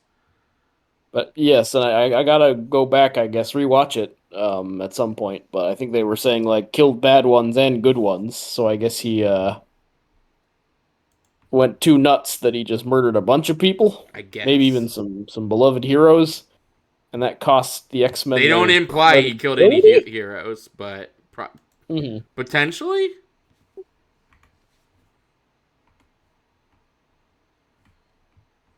But also, the X-Men all died, so I guess it sucks that their credibility was lost, but that feels like the least of their their problems.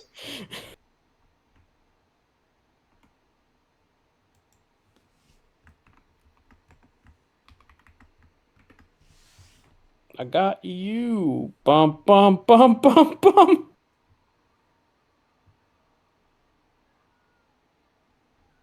Oh, Juggernaut has a psychic proof helmet as well, so that Yes. kind of makes sense. That tracks.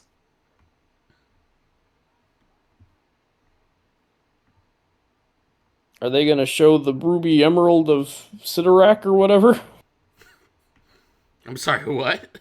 That ruby that Juggernaut gets his powers from. I don't know. You're not familiar? Not familiar with that. But am I gonna see it? I That's don't what I'm know. worried I'm about. not even sure what it is. In the comics, Juggernaut gets his power. He's not a mutant. He gets his powers from an ancient gem.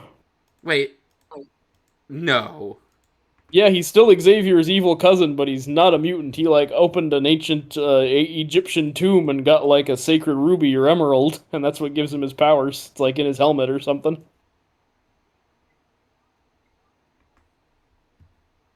Though I believe the Fox X-Men movies ignore that, which might be a good thing, and honestly, because I don't know if you could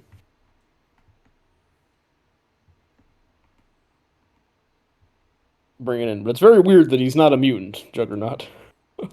I am processing that as this scene unfolds.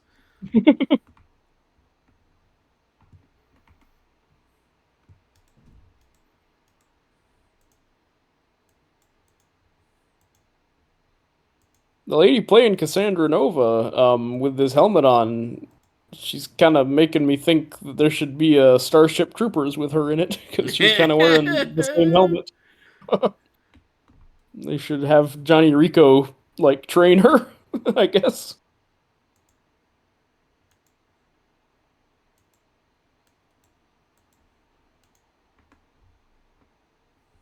Hey, they're talking about Xavier. Who should really have been in this movie? Yeah, I guess you didn't even she. This Cassandra Nova never even met a No. Charles Xavier. Nope. Well, no, she said earlier that she gets Xavier's from time to time, and she kills him.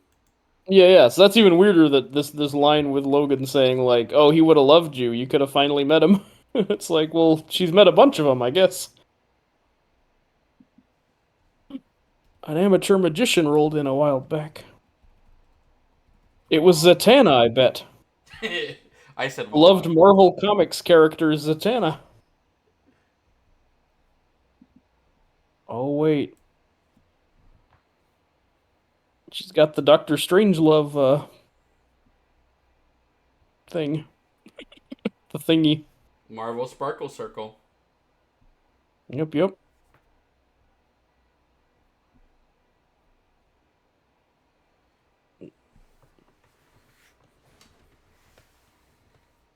No, we're doing the music again. In all the old familiar place that this love all day through. Didn't they play this song in the Joker? I think they did. I could be mixing it up. But speaking of Joker filet of do, get hyped. A movie I'm strangely more excited for than like what we got going on in the MCU right now, which is something I never thought I'd say. I know you're more into Joker 2 than whatever's coming next in the for the Marvels.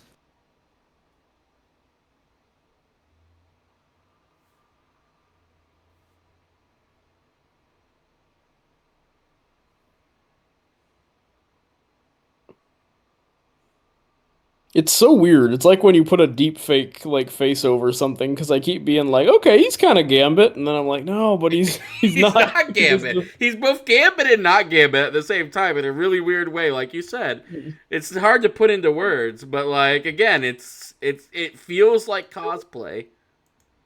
Yes, it's extremely cosplay. Oh no, the Ted Lasso guy got mushed.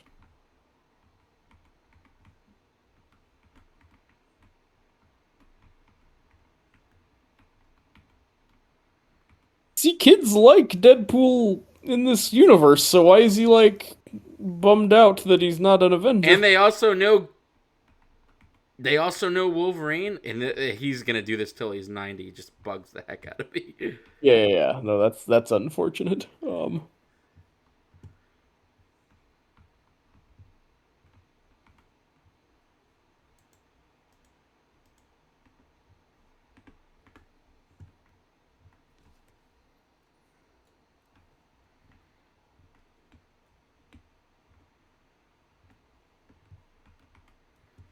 Man, this guy is also getting a thankless role.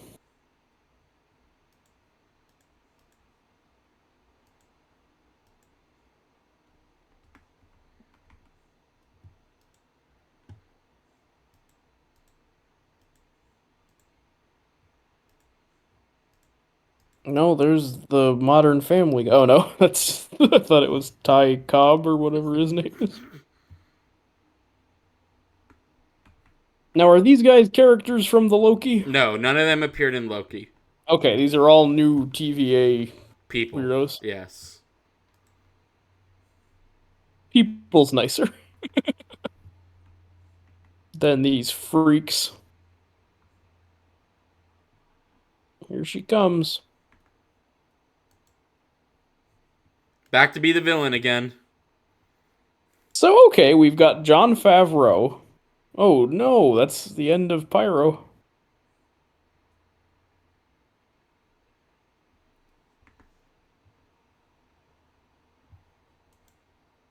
Oh, and this is the end of our beloved jerk,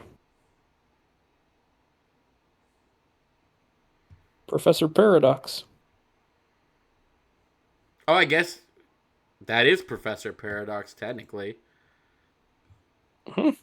Wasn't Paradox a bad guy or a guy in the Marvel thing? I think so. That name that I just made up kind of rings a bell. I'm looking it up.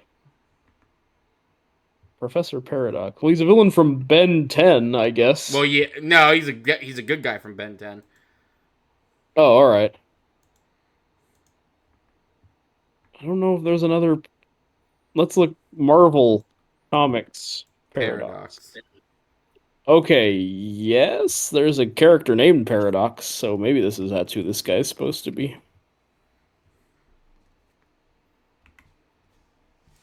Though in the comics, he looks more like Spawn. He's got like a big cape Oh, okay, and well, helmet. close enough. Yeah, but I guess he's just a man. Oh wait, no, no, no, I'm learning.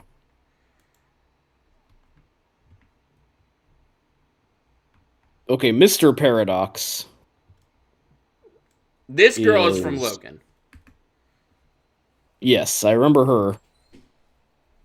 Logan, Loki. Sorry. Yeah, yeah. Loki, yeah.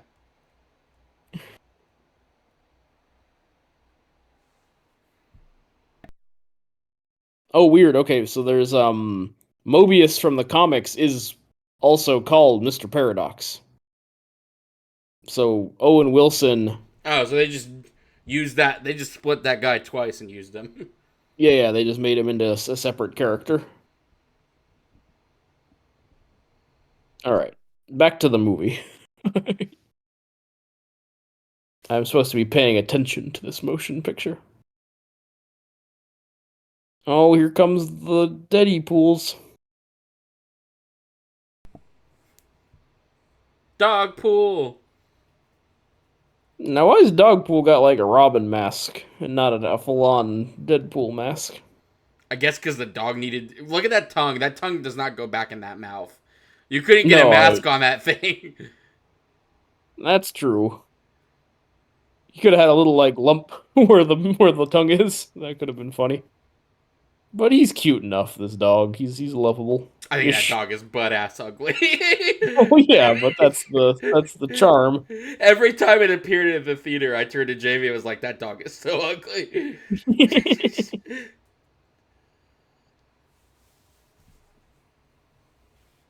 Now, this guy, I mentioned the movie Cave Dwellers uh, last week with Ator. This guy looks exactly, Nice Pool looks exactly like Ator from Cave Dwellers.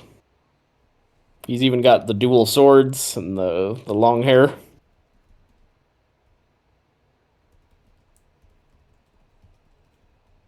He made a proposal reference, I talked over it. Damn. Now the lady pool has which, arrived. I mean, to be fair, very nice lady pull. Oh yeah, and we've got skeleton propeller blade pool. I don't know what that guy was. I don't read enough Deadpool to know. There's a cowboy, a baby. See, this multiverse thing is just so unnecessary in this motion picture. Well, because we already did it, and now we're just doing it again in a Yeah, different because way. But look, to you be got No fair, Way I, Home. I kind of would have liked the Deadpool pool in another movie. Like, if this had been the extent of the multiversal stuff, I wouldn't have hated it, because I do think Deadpool works when there's a bunch of Deadpools.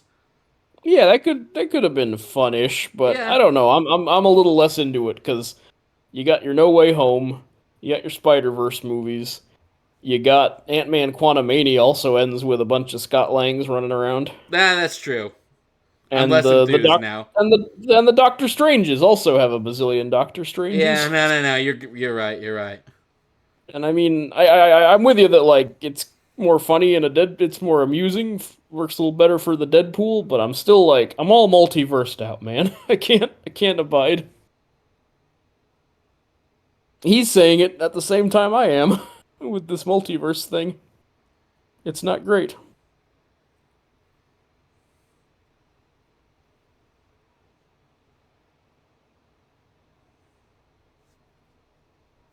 Hold on. Hold on. Wizard of Oz did the multiverse first. And they did it best. That's not a multiverse though. I was about to say that's an I argument you could spend an hour on. Is the I Wizard guess of Oz a multiverse movie? I mean not in my what I consider the definition of multiverse in the modern context. It's that it's parallel realities. And I guess in Wizard of Oz, the 1939 classic movie, the farmhands in the black and white Kansas stuff, they do are the same guys who play the Scarecrow, the Lion, and the Wizard of Oz. So I guess it's kind of a multiverse. Like, but I don't know. That rubbed me very wrong. You don't abide by the idea that the Wizard of Oz is a multiversal story.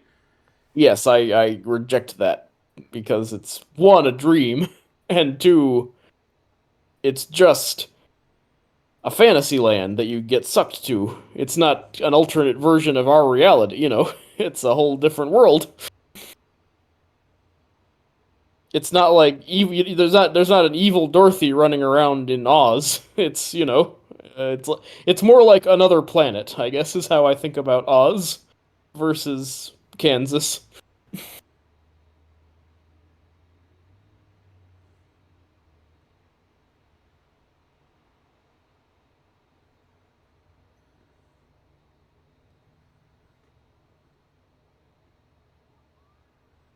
No, R.I.P. the nice pool.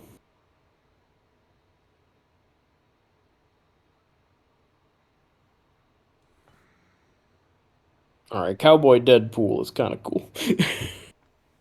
I see. I like Cowboy Pool and Lady Pool. It's hard to I could be worse. I'm not as mad as I could be. Nazi Sandra Pool. Nova just disappeared though Yeah, again, just gone for many minutes at a time.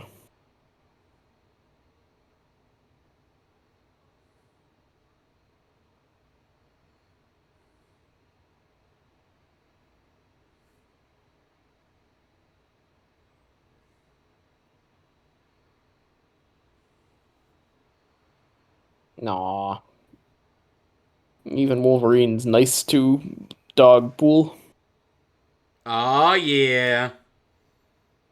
Here we go with the Like a Prayer, I really which love this honestly song. might be the reason it made $1 billion. I really Just that they used this in all of the commercials. yeah, I really like this is so for the rest of this movie it's an A+ for me. Just kind of putting it out there. Oh wow, you're that. Well, he did put on the mask just Yep. now. The crowd went fucking nuts. Holy shit. He's even got the white eyes.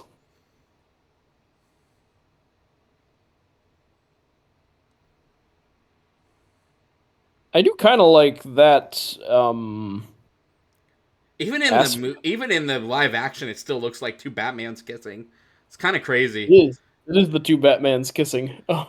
But uh I do kind of like that Tom Holland, Spidey, Deadpool, and now this Wolverine, they actually do the comic book eyes. Yeah, That's kind no, of a that's it a neat touch. took us like 50 years to get to that, but I know, but like that is kind of appreciated.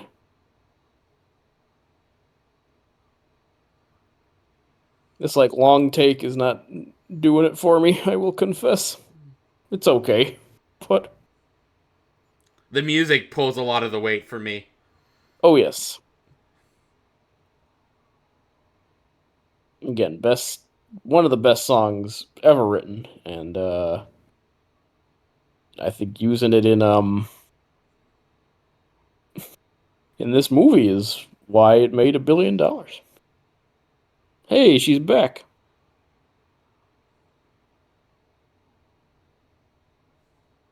I wish I was deaf. That's a good line.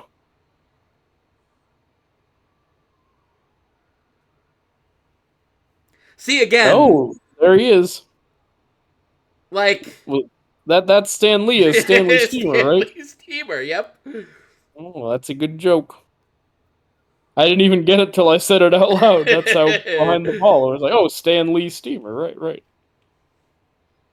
Oh, it's a splash panel.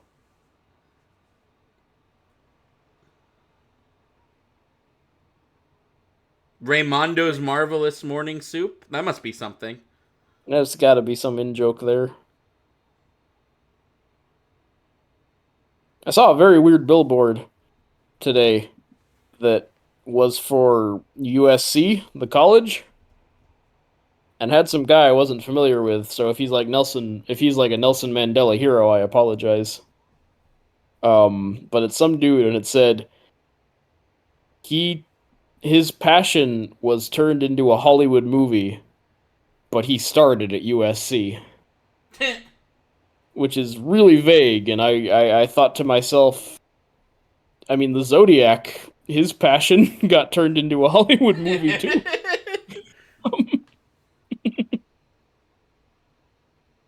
It's like not necessarily a good thing. Anyway, back to the mustache dude is a Deadpool now. He's Peter. Everybody loves a Peter, I guess. All the Deadpools love Peter, so.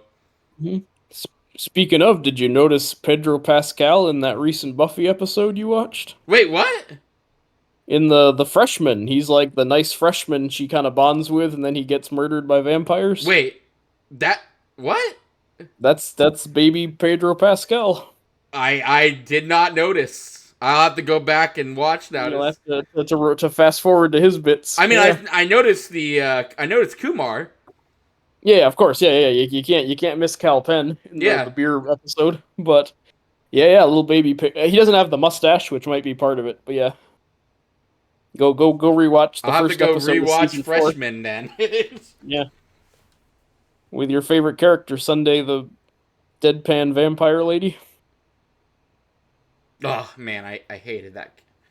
Yeah, Hated you that did not, character so much. you were not impressed by Sunday. We go from fighting the mayor to a mean girl, basically. Yeah, just back to regular vampires. So she's okay. So these strings are all the timelines, Yes. and Cassandra Nova's like About to destroy it all. blowing them up with her hands.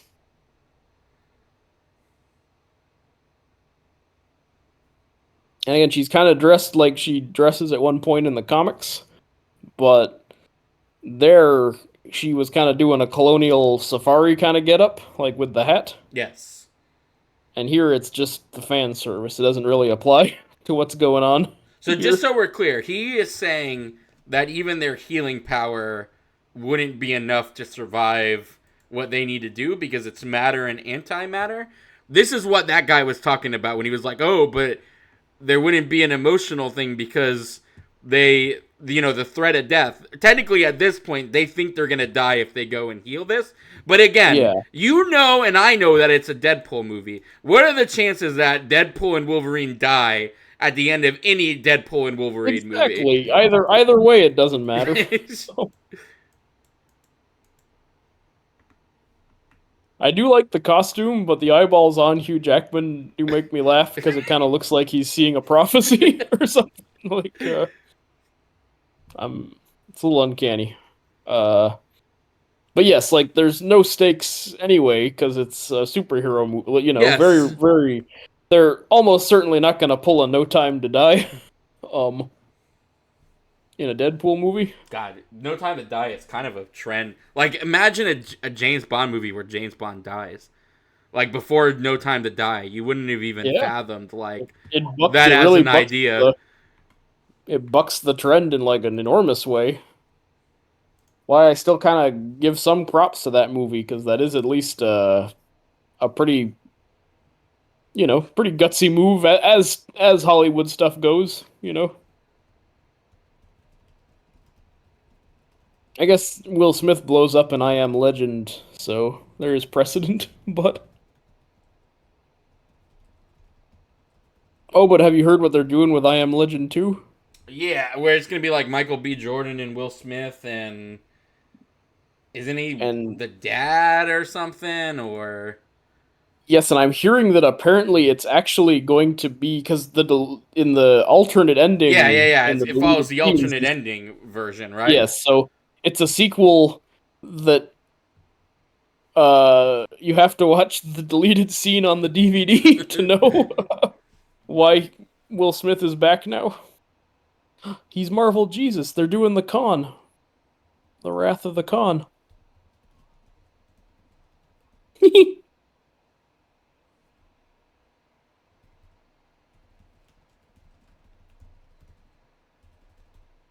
Well, now the joke just got old. I liked his little toodaloo hand. That was very cool and funny, but now we're.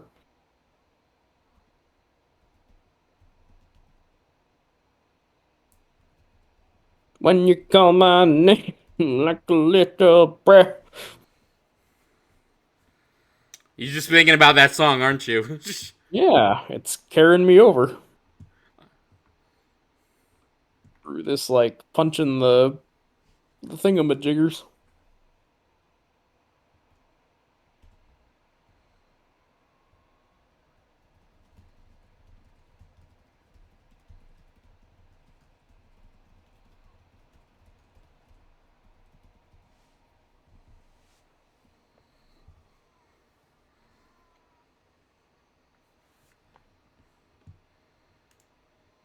He's trying to get his way in.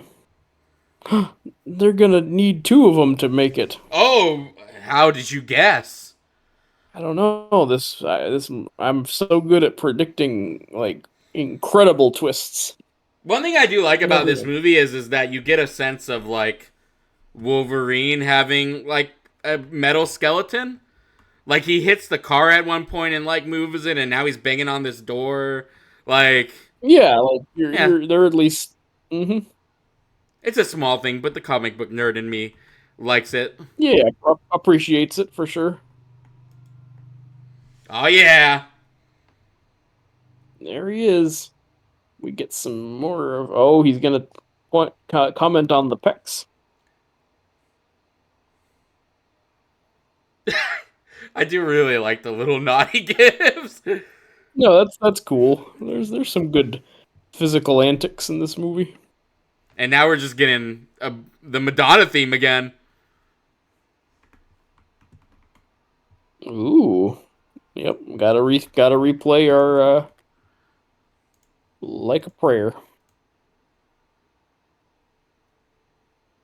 I'm gonna take you there.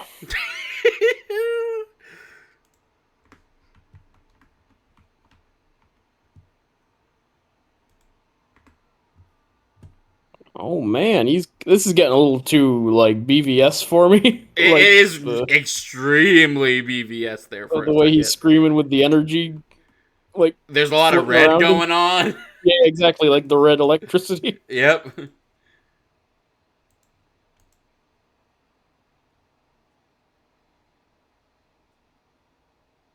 of a bummer that Cavill and Jackman didn't share the screen because you know that would be something fun to do with that cameo instead of him just showing up and disappearing immediately. That is a much better idea.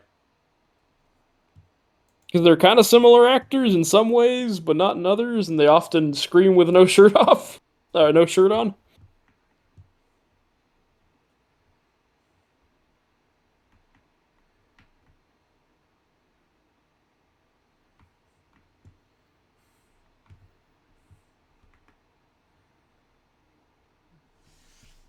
See all of this. Yeah, Like, this is good. this is all right. But why is it I just again, they should have been fighting ninjas.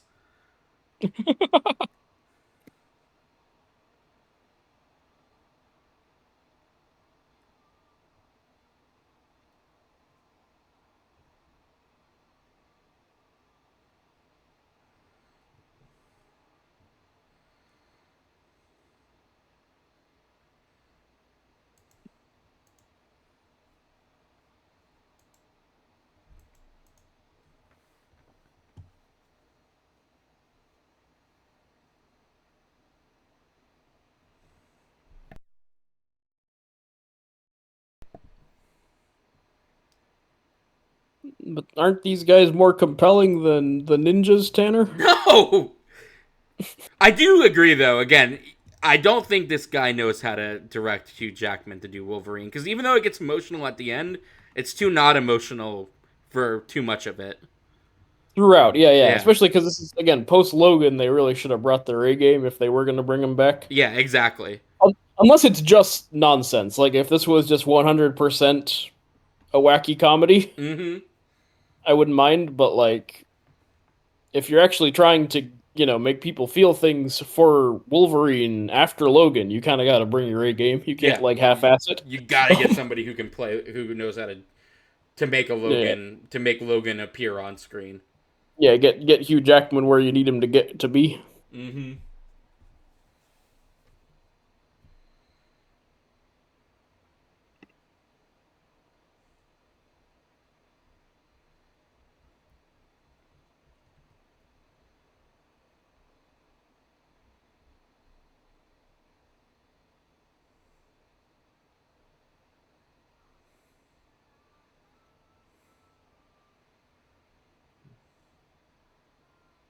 Oh, here he comes, and again, looking very BVS. Yeah.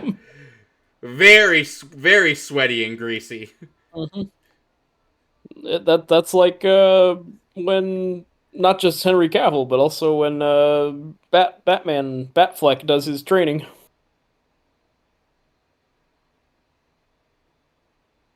What did that lady say at the console? Very fine indeed. Everybody was salivating. Oh, okay, yeah, she was also like ogling the Hugh Jackman bod, which hey, understandable. Yeah. He's a fairly good-looking older man,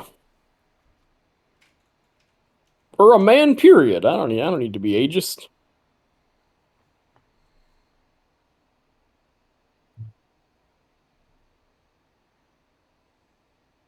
No need to put them caveats.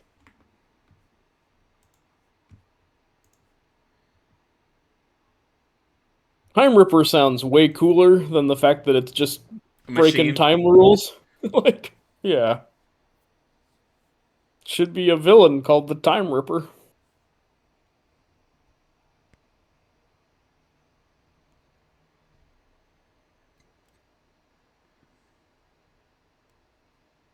What? I didn't understand that. Which part? She said, "You look damn good in that suit," and he said, Everybody "I'm so." really likes Peter Poole. But then he said, "I'm so sorry." Why I would you say it? I don't know. I think because he's nice and he doesn't want to infringe on her job. Oh, okay. I guess that's she's still kind of dressing him down. Yeah. Okay. Maybe.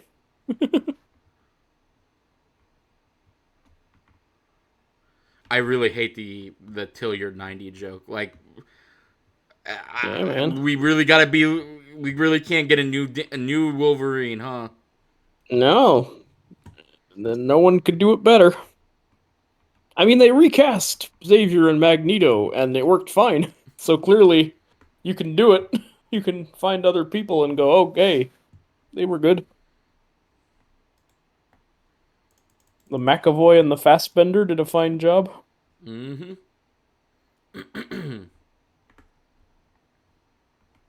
Oh, shawarma. Oh yeah, we had to do a shawarma. Oh, but they're not eating it in this. I thought they were just gonna redo the Avengers scene, but I'm actually kind of happy they had some restraint and Yeah. didn't just There's not a have lot them of it around in this movie, but you gotta take what you get.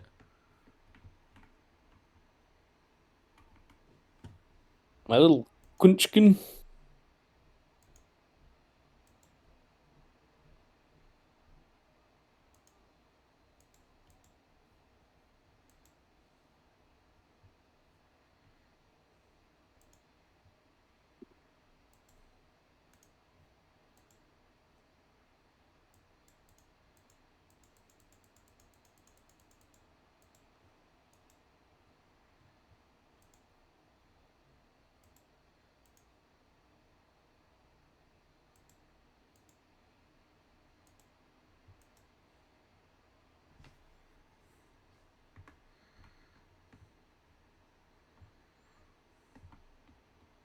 Here's their heartfelt goodbye, and he just gonna get back with Marina Baccarin at the end? Yep. They're just like, oh, all's forgiven, smooch. Like they Well, broke up for what was there to forgive is the question because I still don't understand why they were broken up to begin with. because he was too obsessed with being awesome, I guess. or he was too much of an attention hog, and then he learns that he doesn't need to be Marvel Jesus.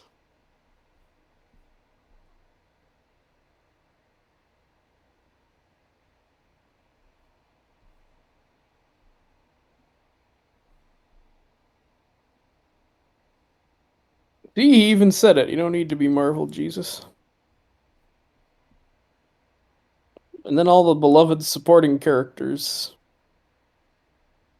Oh, Laura's there. Yeah. Again. So just to be clear, only one person of those cameos is in the final shot of the movie.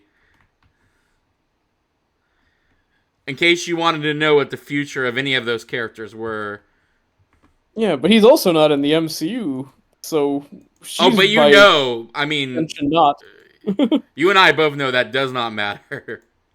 Yeah, he'll just show up in the end of the Kang Oh, I situation or can whatever. guarantee you he is going to be in Doomsday and Secret Wars. And probably Logan at this point, since this movie made $1 jillion. Yeah, I'm sure Hugh Jackman will God, come can you back imagine? again. That is just mind boggling. And the X-23 will be there too. Aw, look at that. Some pizza and Deadpool and Wolverine. So we Hang gotta on, wait for a. you have credits, right? I do. Okay, because I want you to see the credits because that's the where the other thing comes into play. All right, cool. So we'll talk over Yes. that. Yay! What a motion picture. We'll get into the review in a second, but you have to. I'm so glad there are credits in your copy because All right, so we're just gonna sit in silence. We can't it start should the come. review. It should start pretty fast. We can skip to it. Hang on. Let me. Yeah, No, tell wait. me, Hang because on. Okay, it's already. oh wait, I It's see it, I there. We see it, go. I see it. Welcome, Professor. Oh, they're doing their montage. To the I hope you had the time of your life.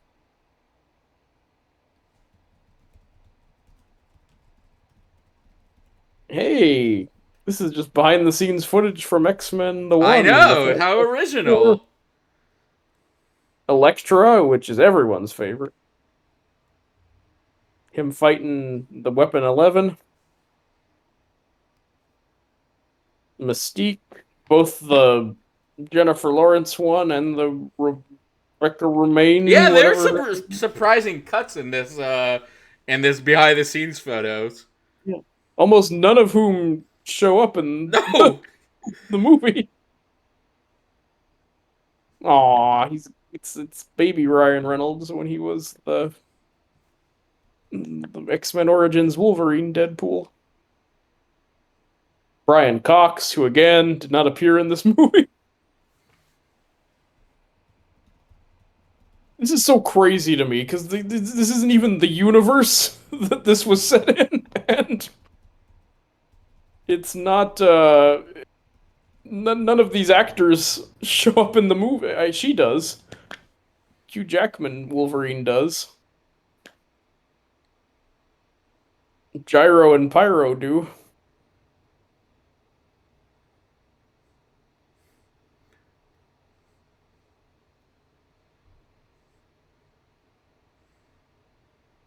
They didn't even like bring out the Oh, Miles Teller, oh Fantastic Four.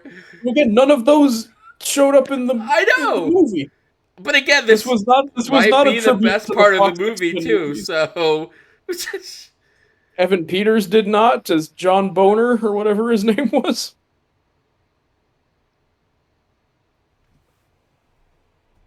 Michael Chiklis as the Thing. He didn't show up. Jessica Alba was not here. okay, now we're done. Ooh, I did not care for that. You didn't care for it. It's probably my favorite part of the movie, only because it's the only real big emotional thing of Yeah, the. but it's like I don't know. I feel like it's so not connected to what this movie was going Oh, I for that it's agree. I think that's the only reason why people are like, "Oh, it's such a love yeah. story to the Fox universe." Well, first of all, none of those, like you said, none of those people appear for the most part. And then second of all, it's only at the end when they do the montage, and they're only ripping off a Seinfeld. I don't know. It's like if you it's like if Oppenheimer ends and over the end credits they start showing a montage of Matthew Perry on Friends and it's like R.I.P. Matthew Perry and I'm like, well, that's very sweet, but I don't know what it has to do with the movie I just watched. It is. I see. I didn't know it was a Seinfeld reference Yes, and on until top of you that, it's a told me it was a parody. Seinfeld reference. Yeah, it's a parody of the second to last Seinfeld episode where yeah they show a montage of the good times to I hope you had the time of your life. Hmm. So that was Deadpool v Wolverine. So Yes. I have some questions for you instead of just Oh asking yeah, you what you thought are of we it. gonna get to the second post-credit scene? Because doesn't Johnny Storm Oh, do another show? if you want to see that, then you're more than welcome to. I cannot I mean, abide. we can start talking about other matters though. I cannot abide by that cameo. I hate it Here, so let me. much. I'm gonna fast forward. Here, go watch it So really fast, just so you can get the full complete package. special thanks to a bunch of beautiful people. All right. Oh, hi, Deadpool.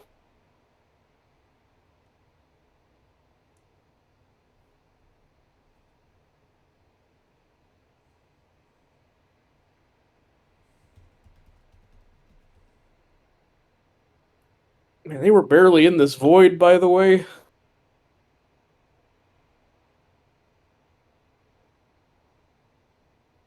He's just saying naughty words a lot.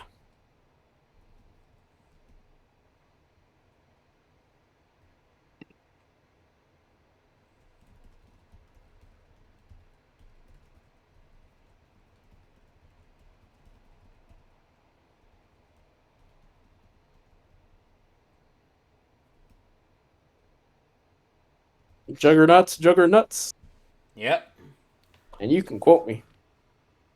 God, what Again, a beautiful motion picture.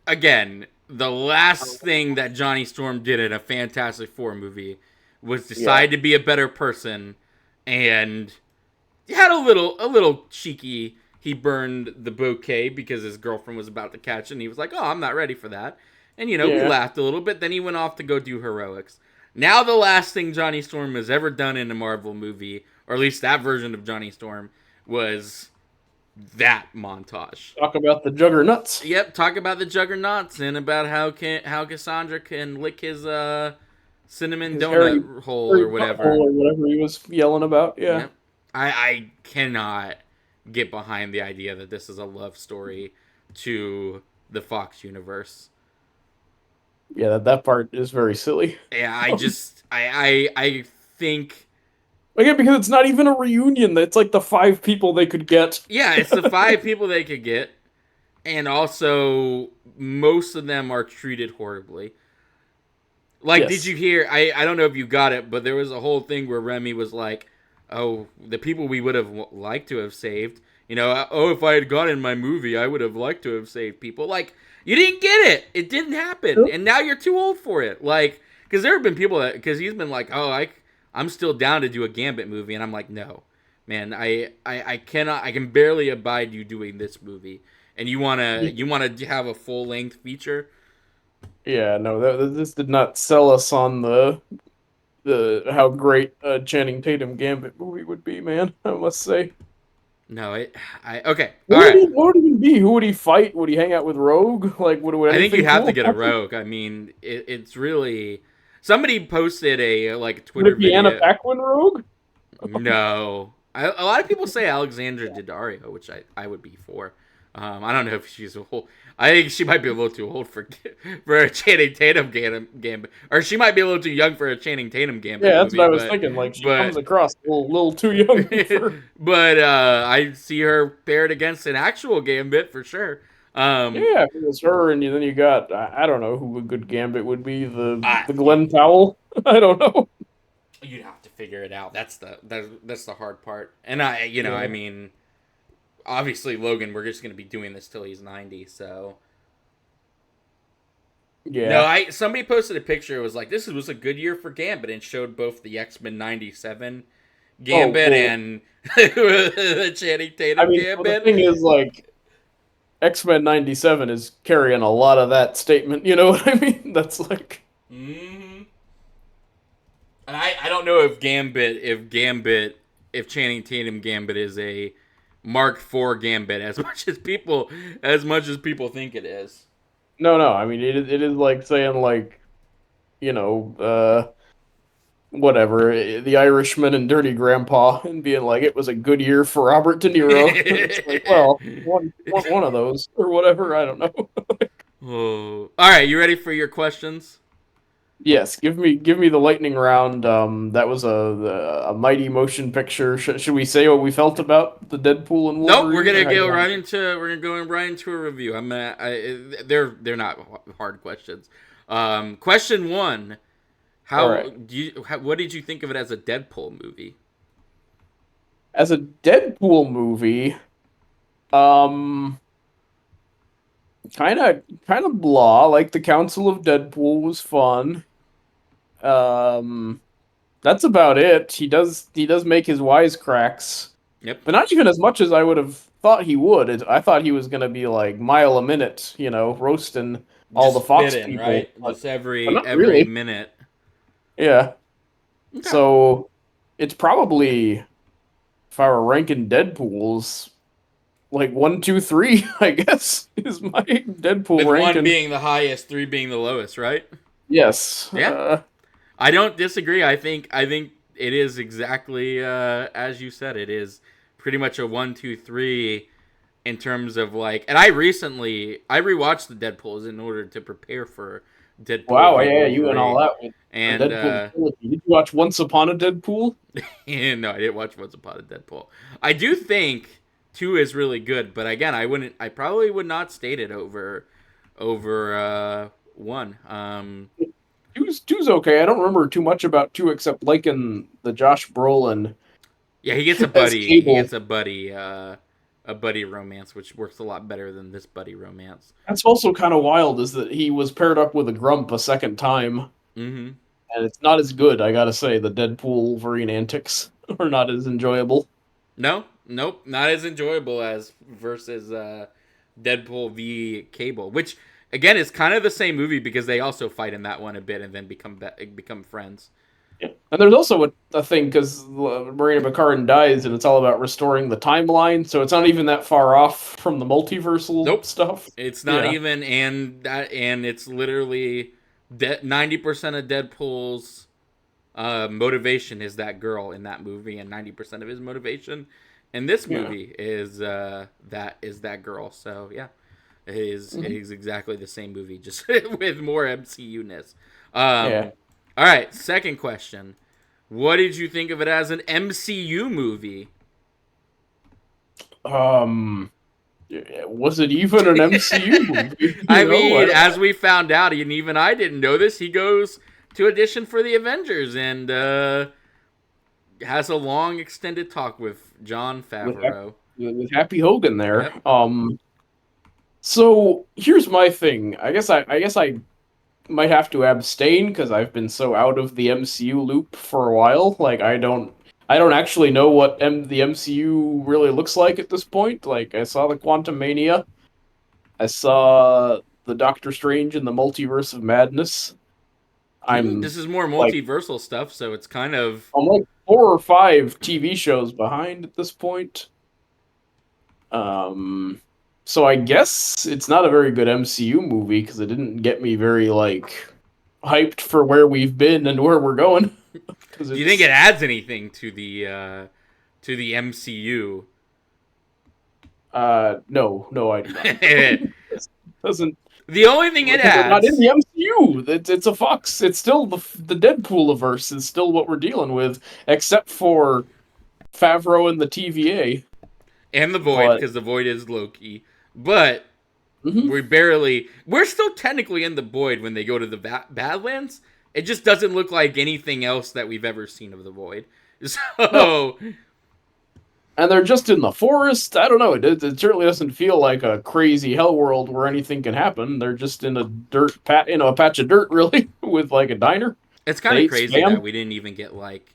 Remember in Loki season 1, there's a whole like bit where there are other Lokis, and it's kind of crazy. And I know you probably couldn't get Richard Gere and all those other Loki. Well, wait, but Richard Gere was the only. Is it even Richard Gere? I don't remember exactly. Richard E. Grant. Richard Gere is the gerbil fella. Yeah, yeah, yeah, Richard E. Grant is beloved, kind of icy British actor. yeah. Who was He's very the cool. old Loki, right? He plays old Yeah, Loki, who is right? very cool as Old Man Loki, and he's wearing the traditional Loki comic costume. You know Yeah. that part was neat.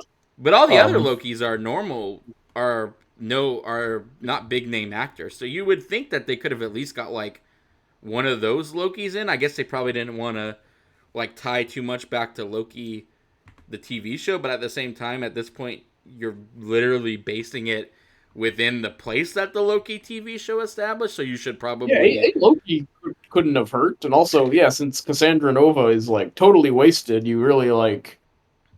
It's so weird that they pick like a villain that should be the villain of an actual X-Men movie, and they remove her from her backstory, and she's just the heavy essentially.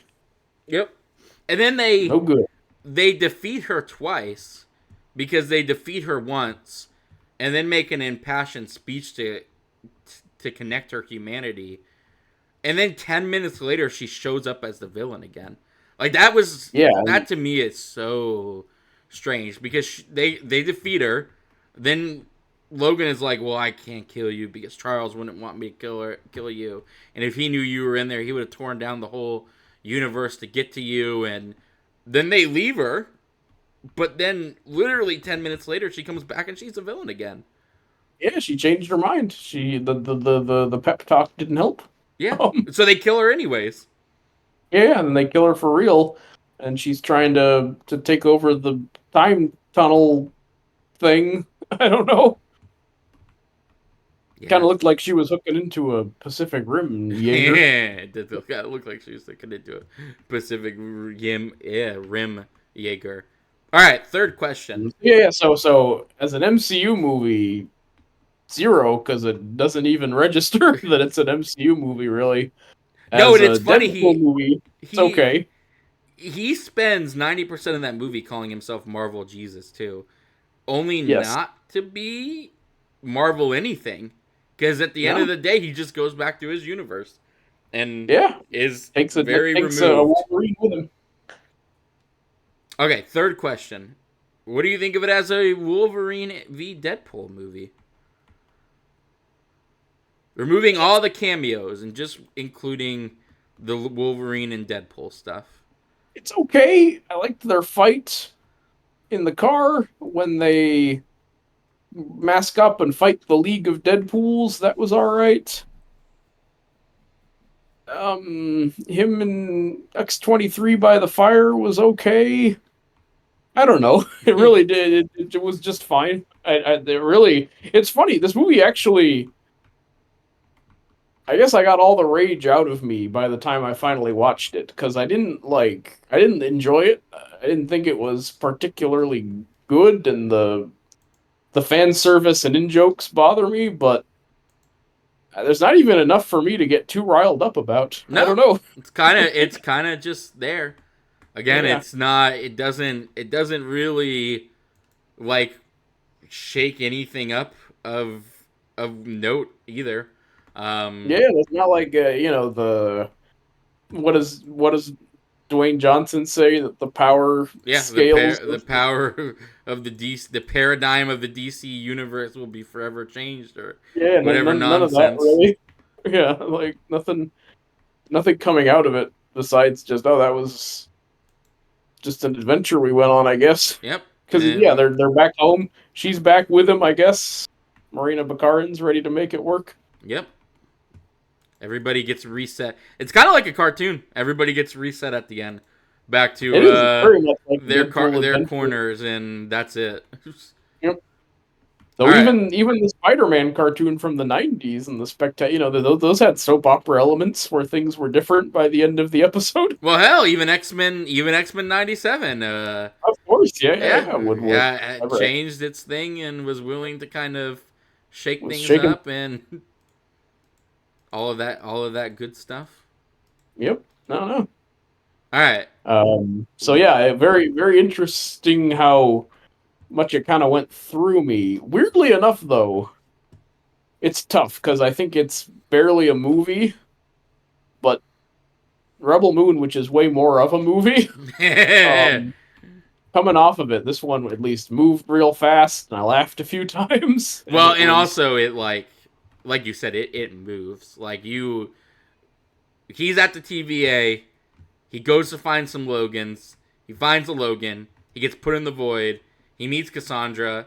He then gets to go. He then goes to find the other people. They assault the base. They make it back to their universe. They have the final thing, and that's it. The movie's done. Like there is like six things in this movie that happen, and they move at a breakneck pace.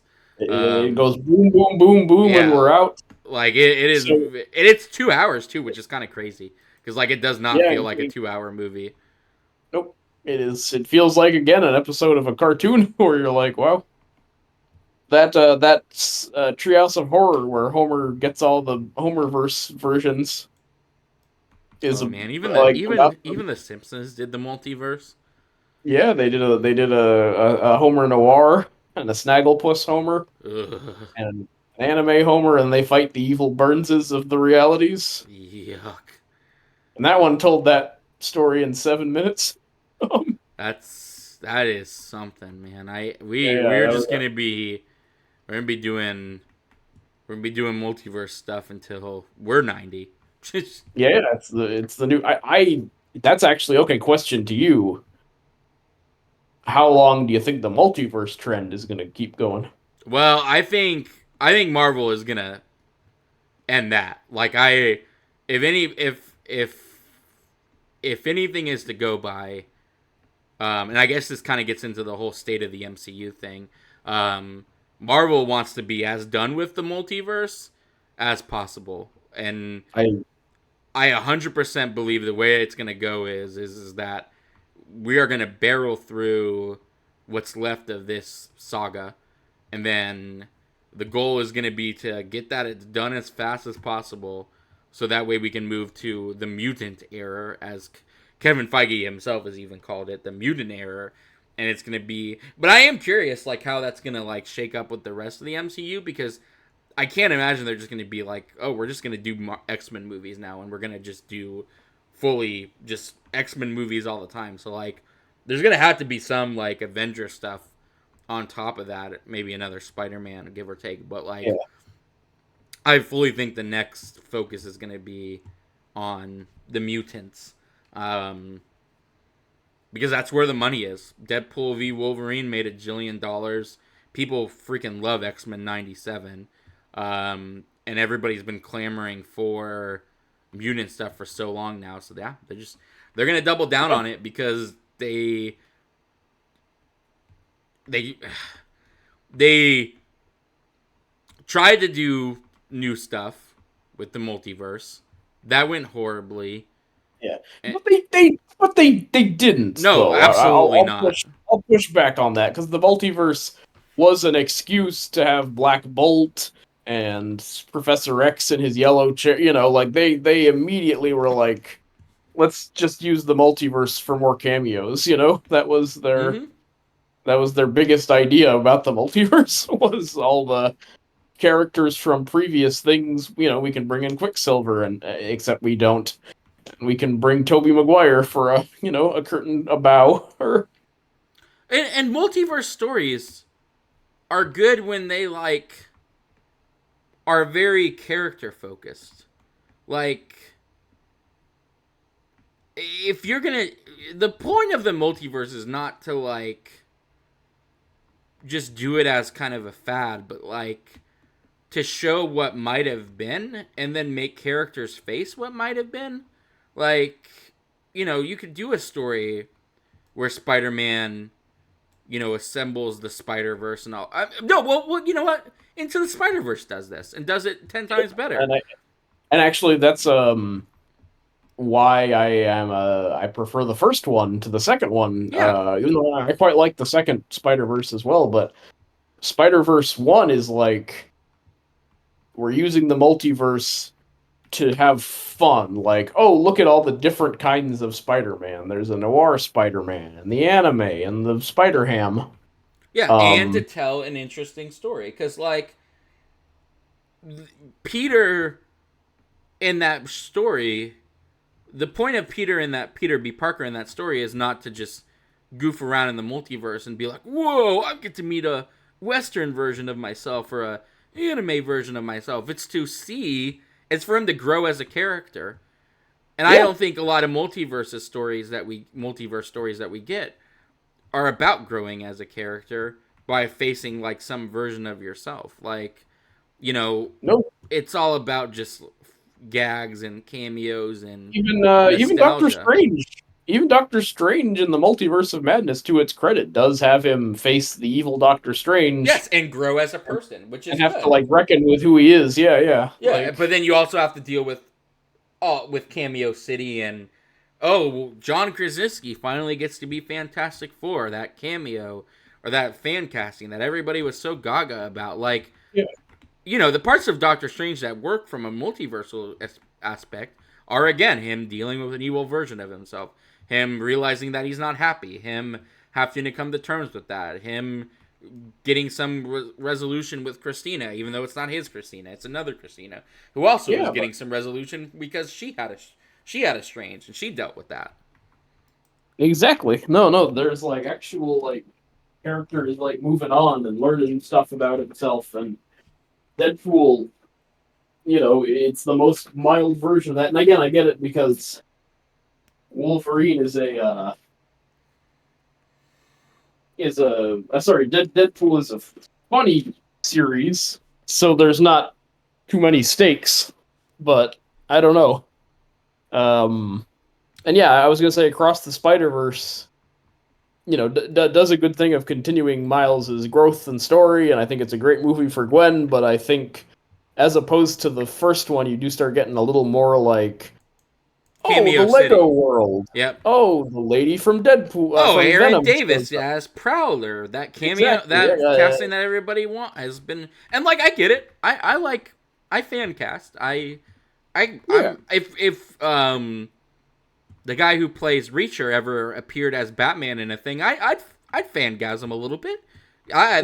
I get it. I get the idea, but like at the same time, that's not what the multiverse is supposed to be about, and that's not why you have those stories. Just so you can pop Krasinski in as a fantastic as Reed Richards for a hot minute, but like at the same time, again, that's people want that, and that's what people kind of like. Even though the state of the MCU is in a weird place because people both hate it and don't hate it, like people at the same time kind of want that because everybody freaked out about the Robert Downey Jr. thing and the casting, and people freaked out when Krasinski appeared in Fantastic Four. But again, like for the people who really wanted that cameo, is that really the way you wanted that cameo? Is just for him to pop up in a 5 minute thing and then get blown up and a Probably spaghetti not. fight? I mean, it's really like I feel like you can do better if you're gonna include that at the very least. No, absolutely. Like if you're Yeah. gonna, you can like make sure it matters, or is a little meaningful, or at least Mm-hmm. memorable. I don't know. Even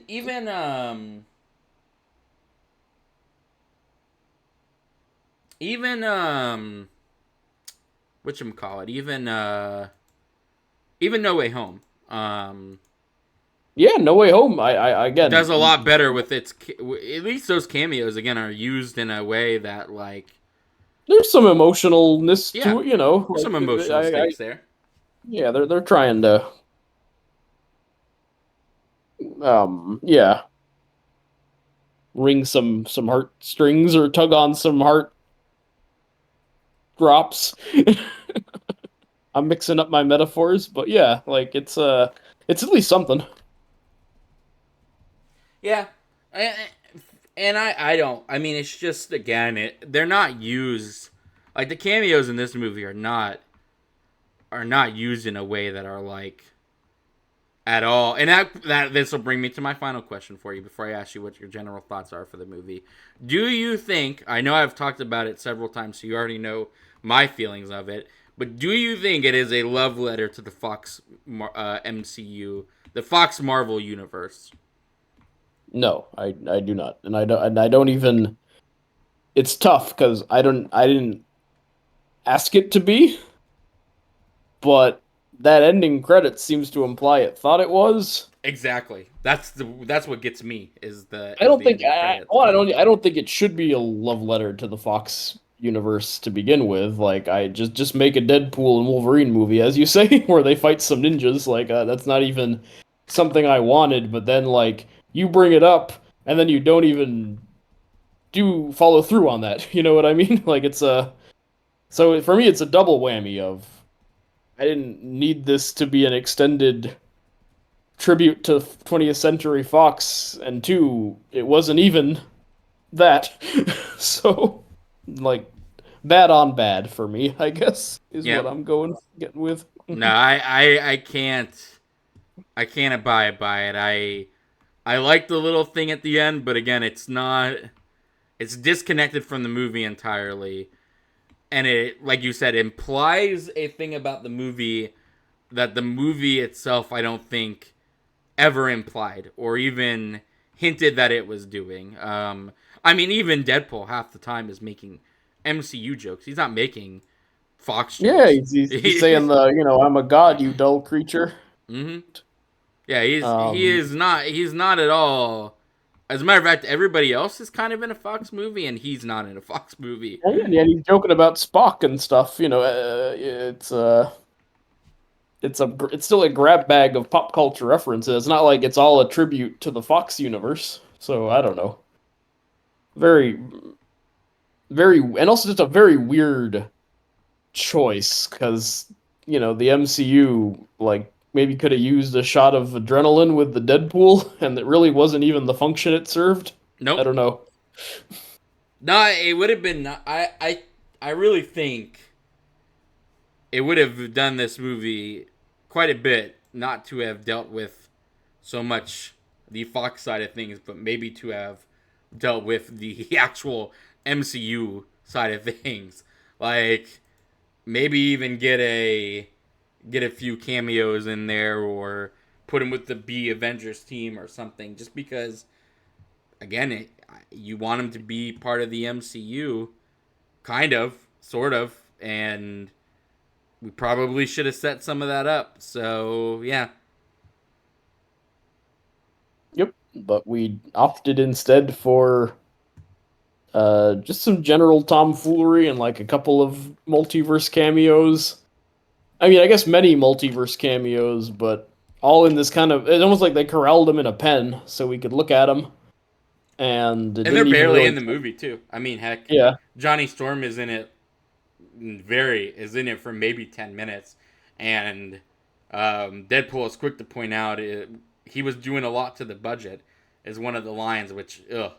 And then yeah, Blade and Elektra and Gambit are yeah. in it for Nothing, that nothing. that hideout scene, and then the next thing we know, they're fighting, and then that's where we end their stories is with them fighting as a purple cloud comes at them.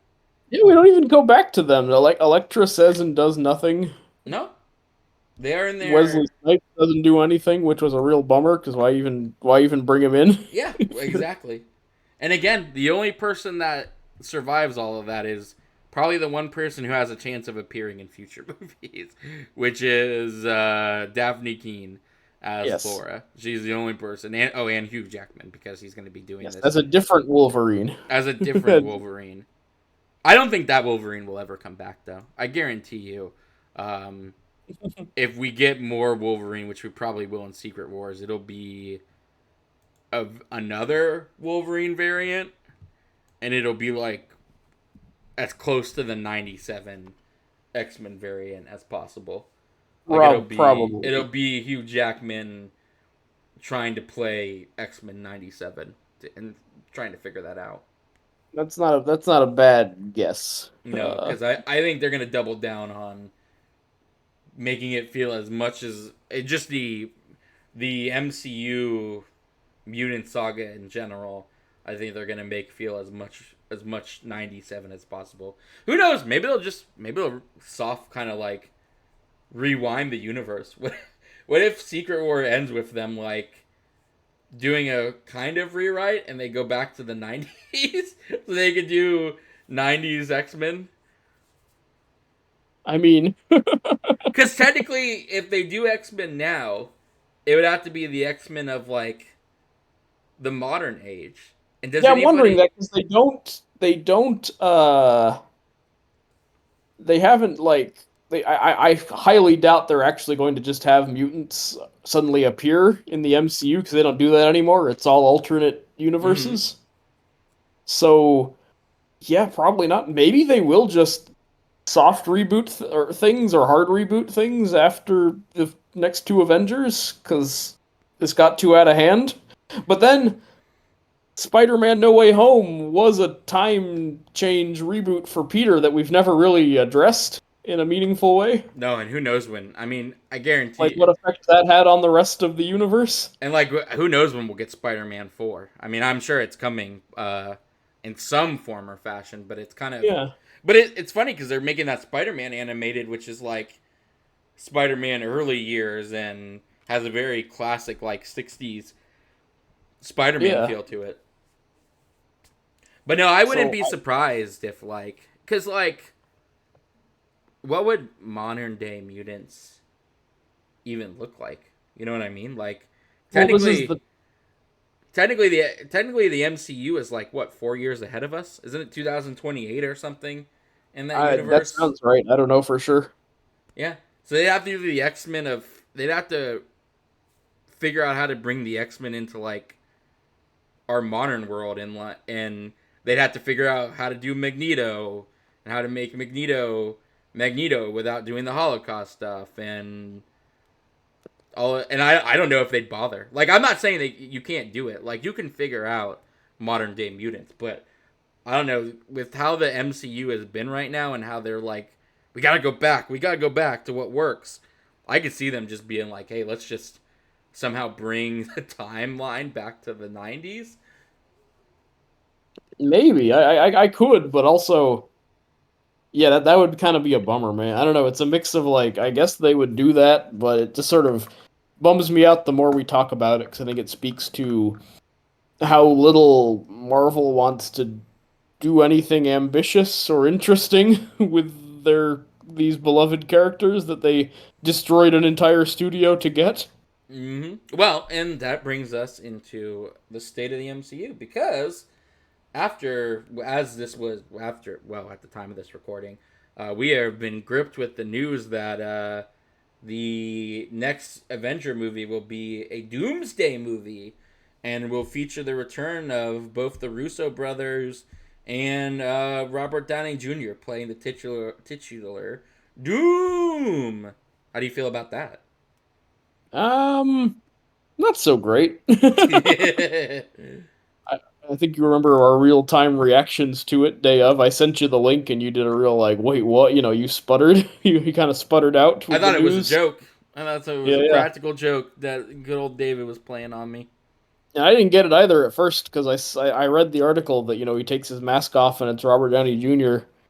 and I was just like, oh, that's funny. He made a fun little cameo at the event, and then I kind of reread and was like, oh wait, he's back full on in the MCU as Victor Von Doom. And then I kind of went through like stages of denial because I was kind of like, well, I guess if they just bring him in and he's just playing Victor Von Doom under heavy makeup, that would be kind of neat. And then I'm like, they're not doing that. They're almost certainly going to have him be an alternate Tony Stark. But then even on top of that, like ignoring all the rigmarole, I don't even think he's a particularly good choice for Doom. Nope. As somebody said, his fellow Oppenheimer star Cillian Murphy would be a much better, if you were gonna go for If it. you were gonna go for that kind of a Doom, yep. Yeah, yeah. Like I don't know, and yes, and it also does not feel like the move of an extremely confident studio that's No. on top of the world. You know.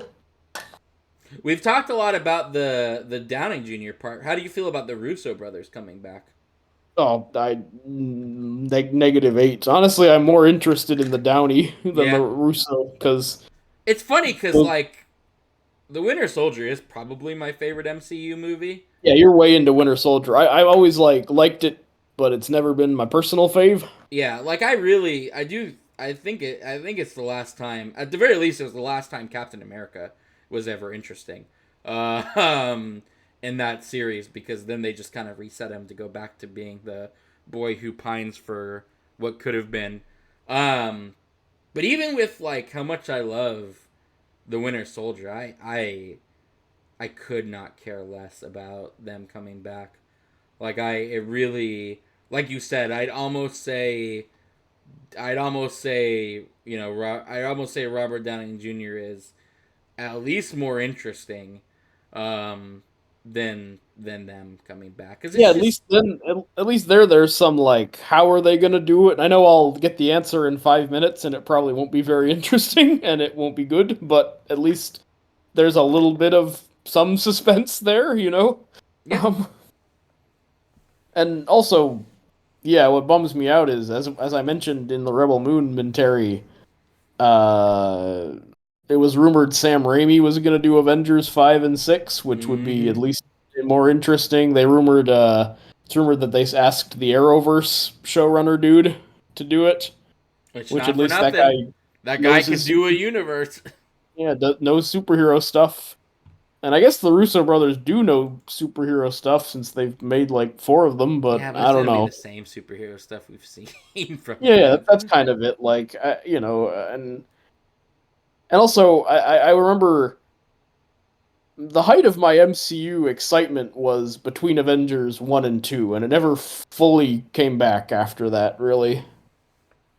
Um, and I remember Joss Whedon was talking up like, "Oh, the second Avengers Age of Ultron is going to be so much more personal and painful," was the Mm-hmm. quote.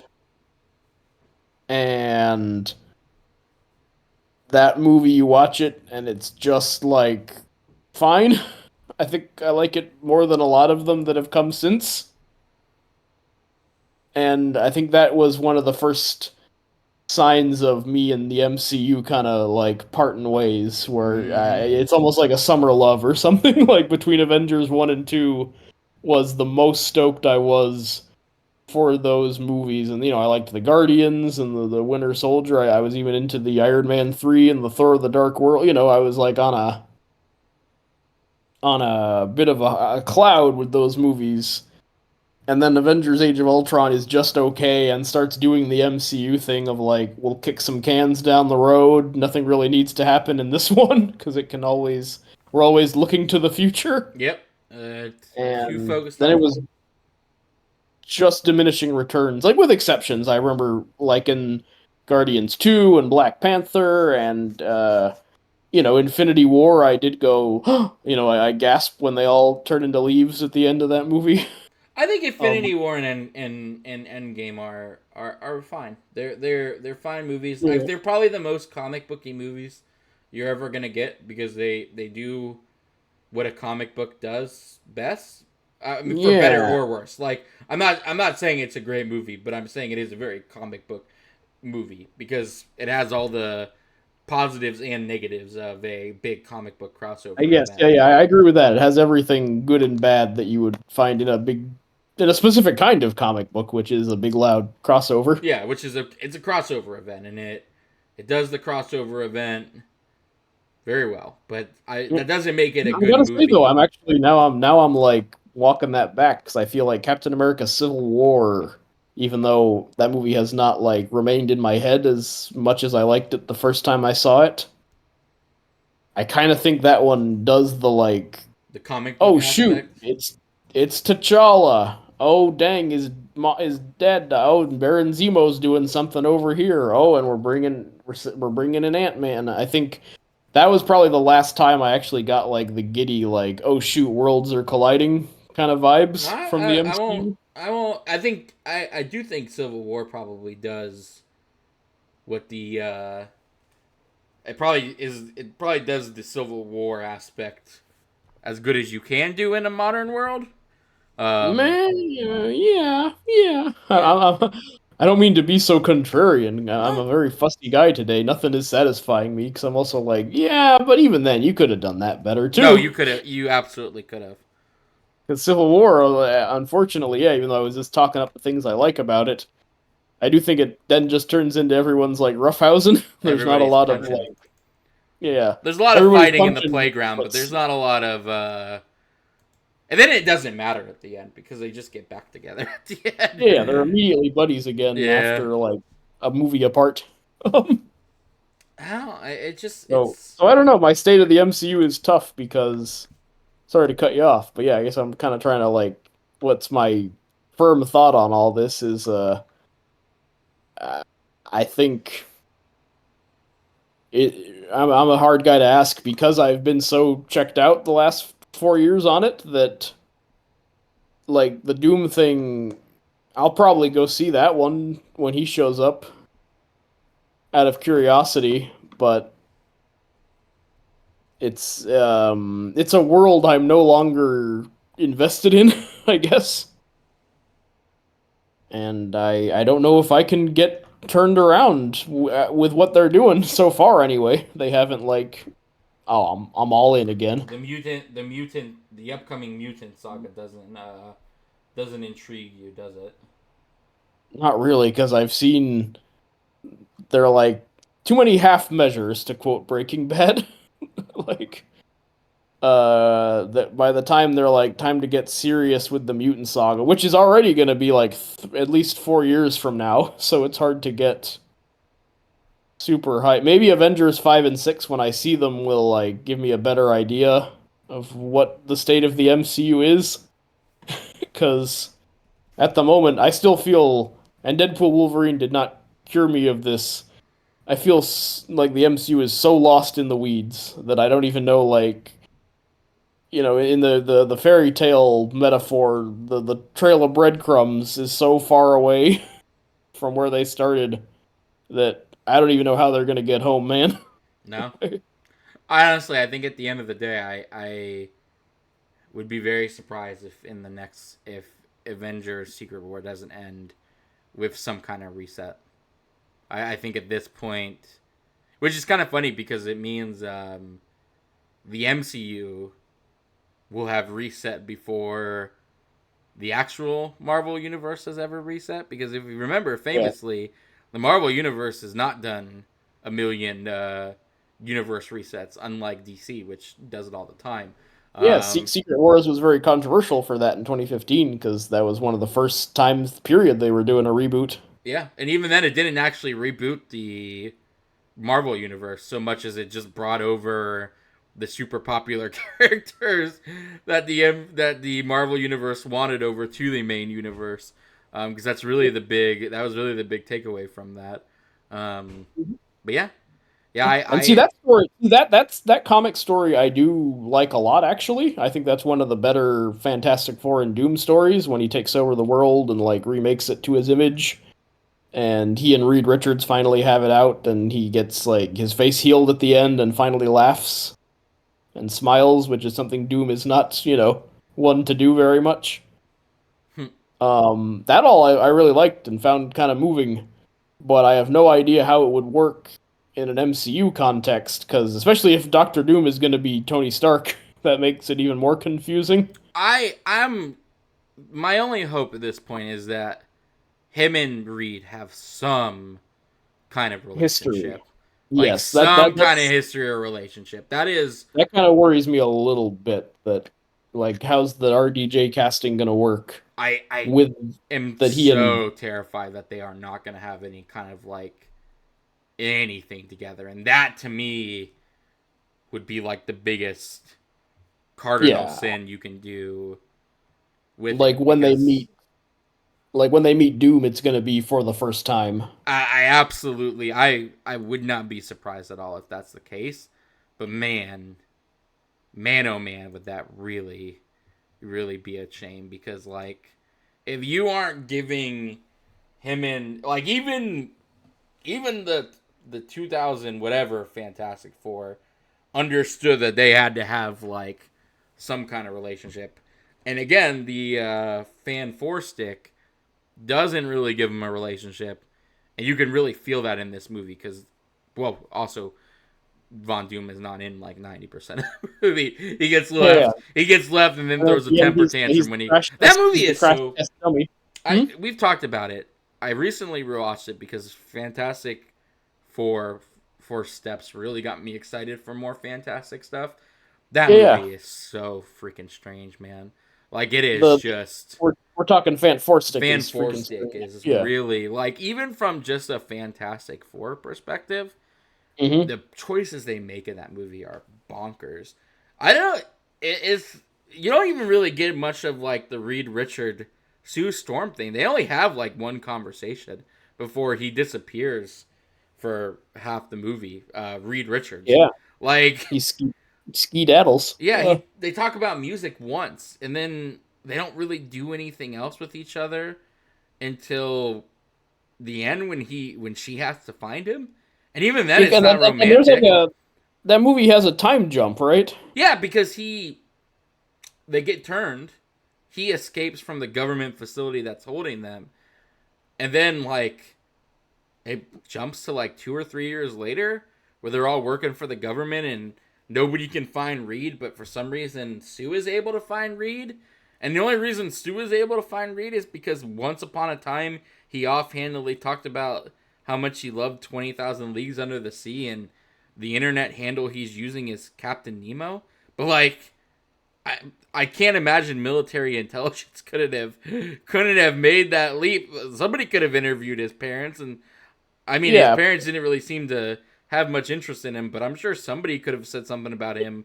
I mean, hell, they have the Thing in custody, and the Thing is like his childhood friend. The Thing never mentioned like, oh yeah, he really Nope. loved Captain Nemo. Nah, man. Or I guess he wasn't talking. He was hard. He was rock solid. He didn't blab to the feds. Yeah, that movie is so strange and like the creative choices it makes. It does not make any 90% of it doesn't make any sense, and Right. a lot of it doesn't even seem like it's a Fantastic Four movie. Yeah. I'm Like, talking. it could you could have slotted in anybody else in it. It's the same. It kind of does the same thing that Batman v Superman does, where if you take away all the Batman and Superman paraphernalia and all the stuff that names them as Batman and Superman, you could kind of squint and have a hard time figuring out that it's a Batman v Superman movie. Yes, and that you would if you were like superhero blind, you couldn't tell one physically from the other. Nope. Would you know which one was Batman and Superman in a respective scene? Probably not. You know Um, that's gotta be like our big milestone commentary for oh, us. our Power power hour hour, will be a the power hour ultimate of cut, Batman v Superman. and we got to do the ultimate cut because that's the 3 hour long one. Yep. So, Where I can't get myself canceled on the internet for having the biggest rant ever about. I might curse. That might literally be. You might literally have to hold me back. Like, hey man, remember we're doing a commentary. oh yeah. All right. Final thoughts on Wolverine v Deadpool. Um, didn't much care for it. Probably won't go back to it anytime soon, but it didn't bother me. It had some amusing moments and it moved fast. And I think it's more offensive as a like the idea of it than the movie itself. Like it's more like what it's doing with fan service and in jokes about studios that bother me, but that's more in like yeah like a broader philosophical way, but the movie itself didn't actually rile me up too much because it went quick, you know. And Ryan Reynolds as Deadpool is charming enough. That's my thoughts, I guess. Yeah, it's not. I think the Deadpool Wolverine stuff works a little bit better for me. Um, Hmm. I do kind of love the ending. Um, but that might be 90% of Madonna. That might be 90% Madonna I'm doing telling you, that. Madonna made this movie like bumped it a letter grade, and also I would argue made it make $1 million. It would Yeah, not have made the money it did if it didn't have that song in the trailer. I really like that orchestral, like them both doing the sacrifice thing Hmm. version of that song. So yeah, As do I. I'm glad that it's all over the movie at least. yeah, but it is so. It's just so. Everything else is just blah. Like, Yep. yeah, when Deadpool and Wolverine are talking, they're kind of good, and it's kind of a good movie, and they kind of have heartfelt, touching moments. But like, even I was gonna ask you this: what was your favorite cameo of the bunch? Oh, Did you have a jeez. favorite? I mean, that's like my favorite. If I stepped on like some jacks that were on the floor, like what was my least favorite or favorite of them? Um, I guess Wesley Snipes, but he doesn't do anything. I don't know. I actually don't have an answer. I I think it's guess, just Daphne Keene because it's at least it's somewhat heartfelt, and they have yeah. one heartfelt If we're conversation counting her about as it. the cameos for sure. Yeah, Yeah. but no, Which I mean, you have to because she's not a character. She's not. It's not like she's a character in the movie, really. no, she's absolutely not. But yeah, Yeah. So her, yeah, obviously, but yeah, Sabretooth got me a little excited, but then he is gone so fast that he's it in it doesn't for matter. 5 minutes. So no, I very Yeah. much fall So the same way you. I hated Gambit. It was fun seeing Wesley Snipes, but I kind of hated it as well because they do that whole "there's only ever gonna be one blade." I wink, really wink. Yeah. really hate that line. Gambit I hate because they keep making fun of his accent, which is a really it's just such a strange thing to. Why would you bring attention to the fact that you got a white dude to play a role that he probably shouldn't play, especially nowadays when white casting is such a big thing. And like, I He's I guess there are quite Cajun men, so I don't think. there's got to be some Cajun actor out there that could play Gambit. Like, Yeah, yeah. there's got to Oh, be at I guess least you're saying one. like should anyone play a Cajun besides a Cajun? Which Yeah. yeah, that could be I mean, it just an issue. asks a weird, uncomfortable question, especially if you're gonna keep telling me that his accent sucks and that Yeah, and you keep making fun of it. Like maybe if you didn't make fun of it, but again, the whole Channing Tatum as Gambit is weird in and of I'm looking at itself. lists of So Cajuns to see if there's any actors that could pull it off. Okay, Lacey Chabert is a Cajun. Shia LaBeouf, his father is of Cajun descent. Make him Gambit. imagine a Channing Tatum, imagine a I hate, Gambit I movie hate with to say Shia it. LaBeouf. Jared Leto is of Cajun descent. You know, it's kind of Apparently. funny. If you had done that 20 years ago, people would have gone bonkers for Shia LaBeouf as Gambit. Yeah, that would Like have 20 worked. years ago, that would have been very good casting. It's true. Maybe not even 20 years ago. Maybe 15. Yeah, it still would have 15. gotten people hyped, I feel. Yeah, I think 15 years ago, you could have made a Shia LaBeouf Gambit movie.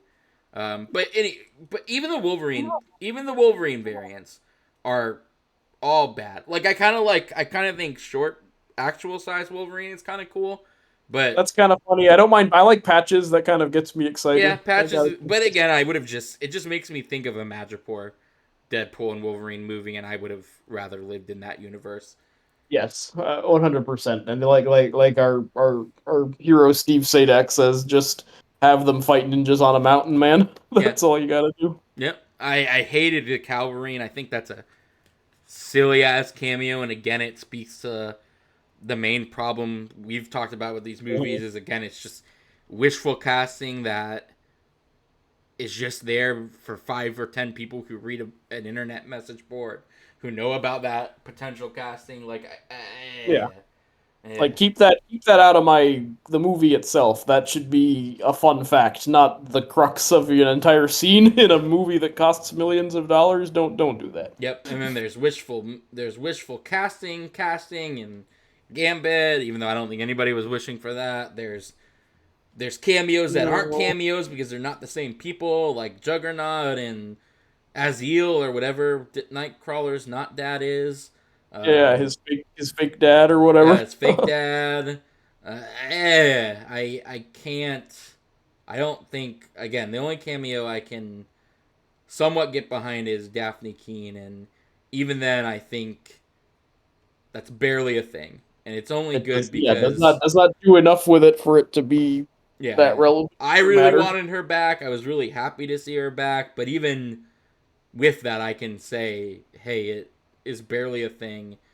And like it does a weird thing. Did you notice that how they do the conversation where she's trying to convince him to care and give a shit. Yeah, Um but they hold back like the big line until he can mentally remember it later. Like she says, "You were always the wrong guy." And then that scene cuts. But then later, it's revealed that she said, "You were always the wrong guy until you weren't." Like, why hold that back? What purpose does it make to like hold the thing back that made him decide to like care? It's so I don't know. weird. I didn't even notice that. Oh yeah, I they was. do it. It's funny because in the trailer, they just have her say it. In the trailer, Yeah. in the final trailer that reveals she's in the movie, she says the whole thing. She says, "You were always the wrong guy until you weren't." But in this Mhm. movie, she only says half the thing, and then at the end when he has Which to is the remember whole to be thing. a Yeah, good yeah. guy, she says the whole thing. Yeah, you'd have to ask auteur master Sean Levy why he did that. I don't know. Or you'd have to ask Kevin Feige why he re-edited it that way in the editing booth, because I think Uh, he might be the guy to ask more than the director of this movie. yep. All But right. either way, we So we have Deadpool v Wolverine. I haven't. I don't know what the next commentary will be. We'll have to figure that out. Oh, it'll be Saltburn. Probably Saltburn, I'm Yeah, gonna guess. we'll finally do Saltburn. I think so. I think it's time for Saltburn. Stay tuned for that next week, guys. Yeah. And yeah. Any more Marvel movies come out, we'll have me writhe around while we watch them. I kind of want to do. I think the Marvels might be interesting still to see at one point. I like that movie quite a bit, even though I would be down for that. yeah, I would give. I've not seen it, so I'll give that one a shot. So maybe that one, maybe Saltburn. yeah, maybe that one, maybe Saltburn. I'm not gonna ask David if there's anything new in his world because it's only been a week since we did our fantastic Yeah, Rebel Moon Mintary, which not not too much new. Yeah, after our epic Power Hour. But what's new in your world, Tanner? How was your vacation? Because I it was was good. I given watched a some lot of personal Buffy info. and Angel, and I would love to give some rousing, deep conversation about Buffy and Angel, but I think it's a case where I mean I get the hype. I certainly get why people love it so much, but I've Yeah, seen a yeah. million things that have parried it or have done what it does a little bit better at this point. So Mm. I kind of get it, but I don't. But it's from an outside looking in kind of don't get me wrong, it's a good show. I really Yeah, like but Buffy, you're not feeling it in your heart, I but guess. it won't take the world. It won't take my world by storm. It is a good show. I get what it did for the. We'll see though, because you have a lot of Angel to get through, and Angel is early days. It's not quite figured itself out yet. Well, Maybe. see, it wouldn't be so bad if it wasn't so dang long. I was looking yesterday and realized I was only 8 episodes into Angel, and there's Yeah, 26 episodes, and I was big sad about that. 110 episodes overall. Yeah, see, it's just I'm And yeah, it so was glad back we in the day as. where you had your sorry. No, go ahead. You say it. You go with yours. Oh, I was saying, yeah, it's back in the day when there were 22 episode seasons. Yeah, Yeah. No, one of the good things about our current, our current TV, the way TV shows are made, is that at the very least we have moved past having to do 24 episode, 45-minute TV series. yeah. See, so now we're gonna talk for another half hour because I am in the boat that I think we have gone too far in the other direction, and there's no longer room for like the weird one-offs that I think often a show becomes some of the best Well, episodes of a show. or you get Um, weird seasons. House of the Dragons just had this problem. House of the Dragons got its episode order cut for one, so they didn't get a chance to yeah, do their big finale. Um, but also, House of the Dragons is has a basically this season was a spinning the wheels around season because of how short it was. They had to have this in between season to because season one is the war kicking off. Season two is kind of not even the war starting. It's that middle period before mhm. the war starts, and that really hurt House of the Dragons, and because it was so short, and because the whole season was so short, it really felt like a lot of just spinning around and wait till next season. It Yeah, will yeah. finally kick things off. It was like a transitional season almost, Yeah, or very much a transitional season. yeah. Well, and then they just announced that it was renewed for seasons 3 and 4, and that 4 will be the final one. So it's Mm-hmm. not even going to be a particularly long program. So it's kind of wacky that a 1 out of 4 seasons was just kind of futzing around. Yeah, well, Yeah. and it was supposed to end on the Gullet, the Battle of the Gullet, and Mhm. it didn't get to that, which again was because they basically cut the episode order down by two. There's supposed to be 10, and I think it was only 8. Yeah. But again, you really feel that wheel spinning and like, oh, next season we'll finally get to that big war we've been talking about. Supposedly we were already in, but we're not really in it yet.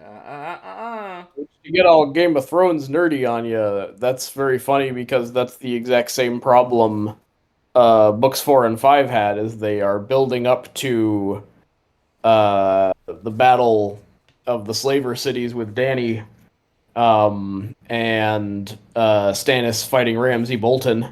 And by the end of the 5th book, we still have not gotten to that. Mm-hmm. So I think that's part of why Winds of Winter is killing him, because he has to like open it with these 2 battles, and then I guess decide what the rest of the book is going to be.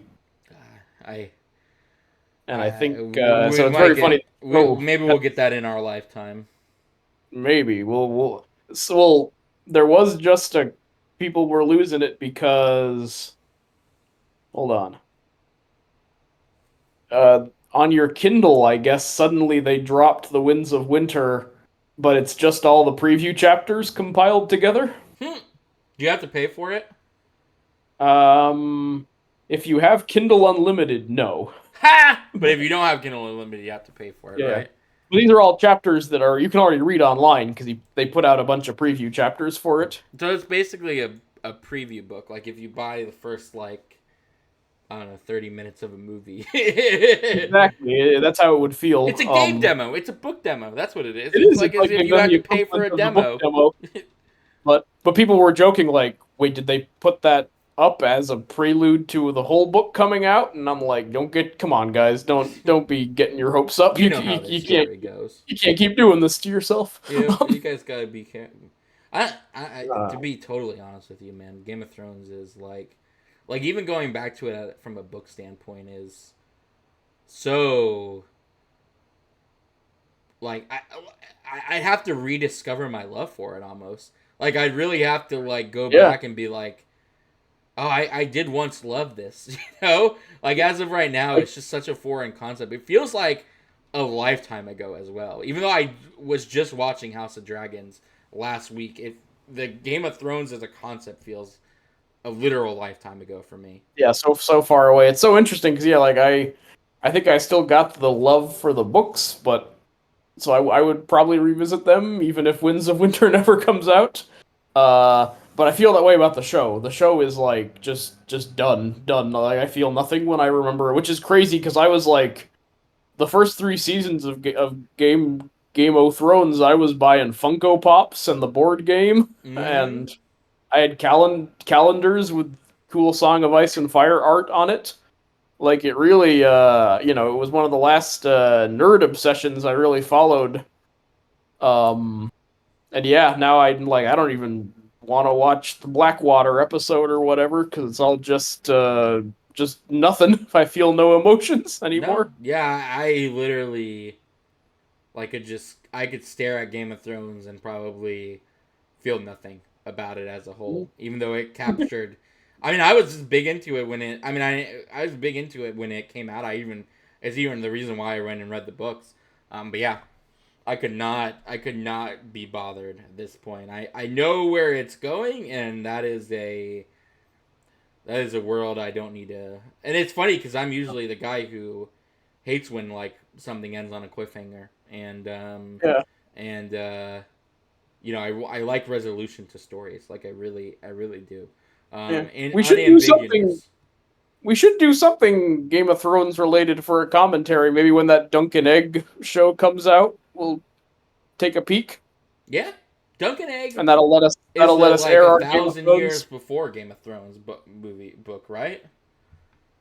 Not 1,000, but many like a good century. Dunk and Egg is because spoiler alert. For example, Walder Frey of the Freys, he shows up as like a little baby in it. So okay. So it's only Finch, only like 100 or so years. It's like Finch, isn't it?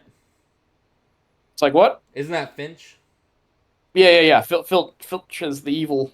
Yeah, Walder Frey. We get to see him as a baby in one of those Dunk and Egg books, which are fun. Those are probably one of my favorite non-Game of Thrones related material. Besides the main, because they're very light and have kind of a more like daring do adventure vibe, which is fun.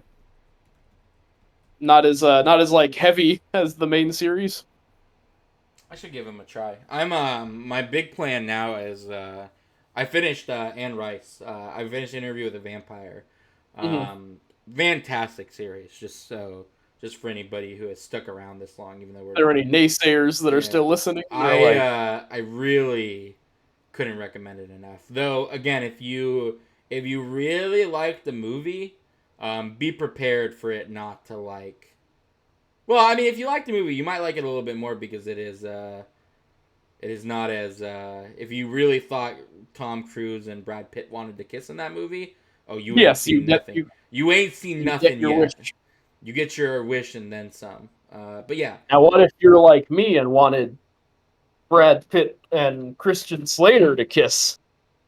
uh, there is so What about the interviewer himself? Like, how do they do with him? you don't. So this will be spoilers for Interview with a Vampire. I assume you don't care about spoilers, No, per I se. don't. I'm Tommy Lee Um, Jones in The Fugitive. I don't care. it ends. So remember how Interview with a Vampire, the book ends with him with Claudia and her vampire person getting burned, and Yes, they get roasted up good.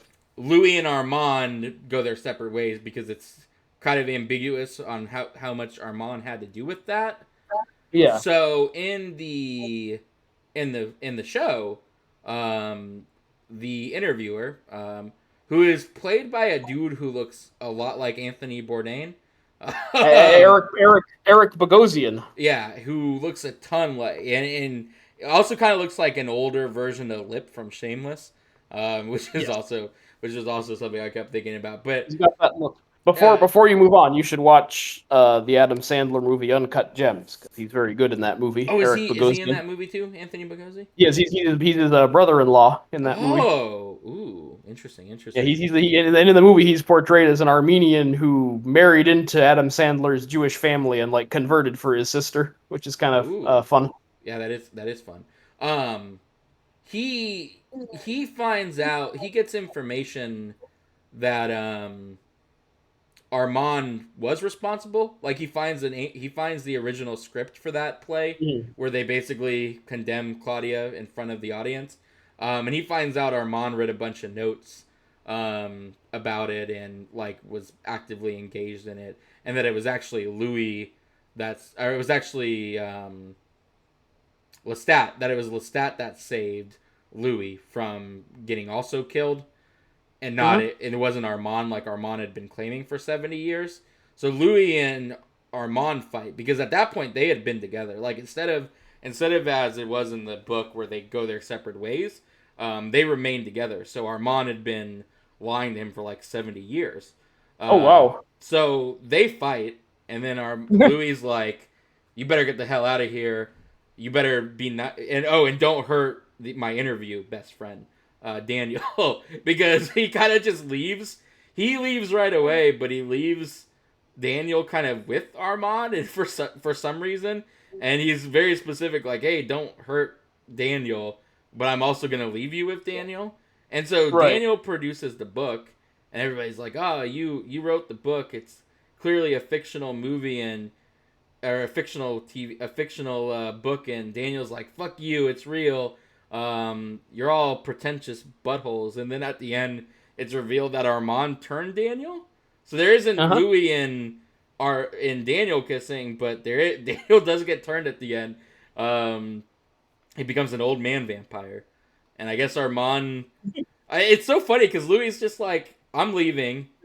I can't stand to be around you." And even though you've spent 90% of this interview being mad at Daniel, I'm going to leave you with Daniel and just trust that you don't hurt him. Which I guess he didn't, but he did turn him into a vampire, which Yeah, Louis. but an old man vampire, which Yeah. I guess he's done with. Well, and Uh, Louis' whole thing was like, I don't like being a vampire, so it seems really weird that like he wouldn't consider Daniel getting turned into a vampire to be like a hurting thing. yeah, Um, I mean, isn't that the end of the point of the end of the movie, right? Is that mhm. he's like, God damn it, I told you this whole story and you still want to be a vampire, like you haven't been paying Well, see, and attention. they do that original. So there's the original Mhm. interview, and then they come back like years. That's kind of the premise as well as like they had an original interview when Daniel was like 20. It went off Yeah, the rails, and so nothing ever happened of it. Then, you know, 50 plus years later, they're Louis coming back resends, for yeah, resends the interview tapes and is like, let's try this again. And yeah, they have their second interview, which again is one of the things I really liked about that the show is that it gives Daniel something to do because the original movie obviously is just 90% flashbacks and him telling his life, and Christian Slater's barely in it. Uh, and this they're full episodes where they just kind of where they talk and interact and that's stuff. cool. Yeah. You actually get you actually get an interview with the vampire. Yes, you get a titular interview with two vampires because Armand shows up. Yeah, Yep. No, I really again it's really like especially if you like love stories, it is a super good like love story between Lestat and Louis, Louis. and they're Yeah. both phenomenal Well, actors. speaking of Game of Thrones, isn't Louis Grey Worm? He might be. I don't remember Might which be Grey might Worm. be might be mixing actors up. Hold on. I will make sure of that and then probably head out. I have been, as you've been discussing this, moving from room to room to avoid the sound of lawn noises, and it has followed me like out the bedroom, into the toilet. It's just I can't get away. Um but yes, it is Jacob Anderson who plays Grey Worm as Louis Oh yeah, in see this there you go. interview with the Nice vampire program. Game of Thrones reunion. All right, Bringing it all back around to Game of Thrones. I will let you go. It was an absolute pleasure as always, Mr. David. We will figure out what we're gonna do next. We'll But work yeah, out our next one, and yeah, we'll have a long talk about this. And we'll have to as we actually go, do I a good will. movie next because We could. It would be a nice change it of would be a pace, nice whatever change we of end. pace. But either way, whatever we do, take it easy out there, listeners in listenerland. Yep. And And we will see Tanner, you on the next one. see you soon, my friend. All right. Let me All stop. right.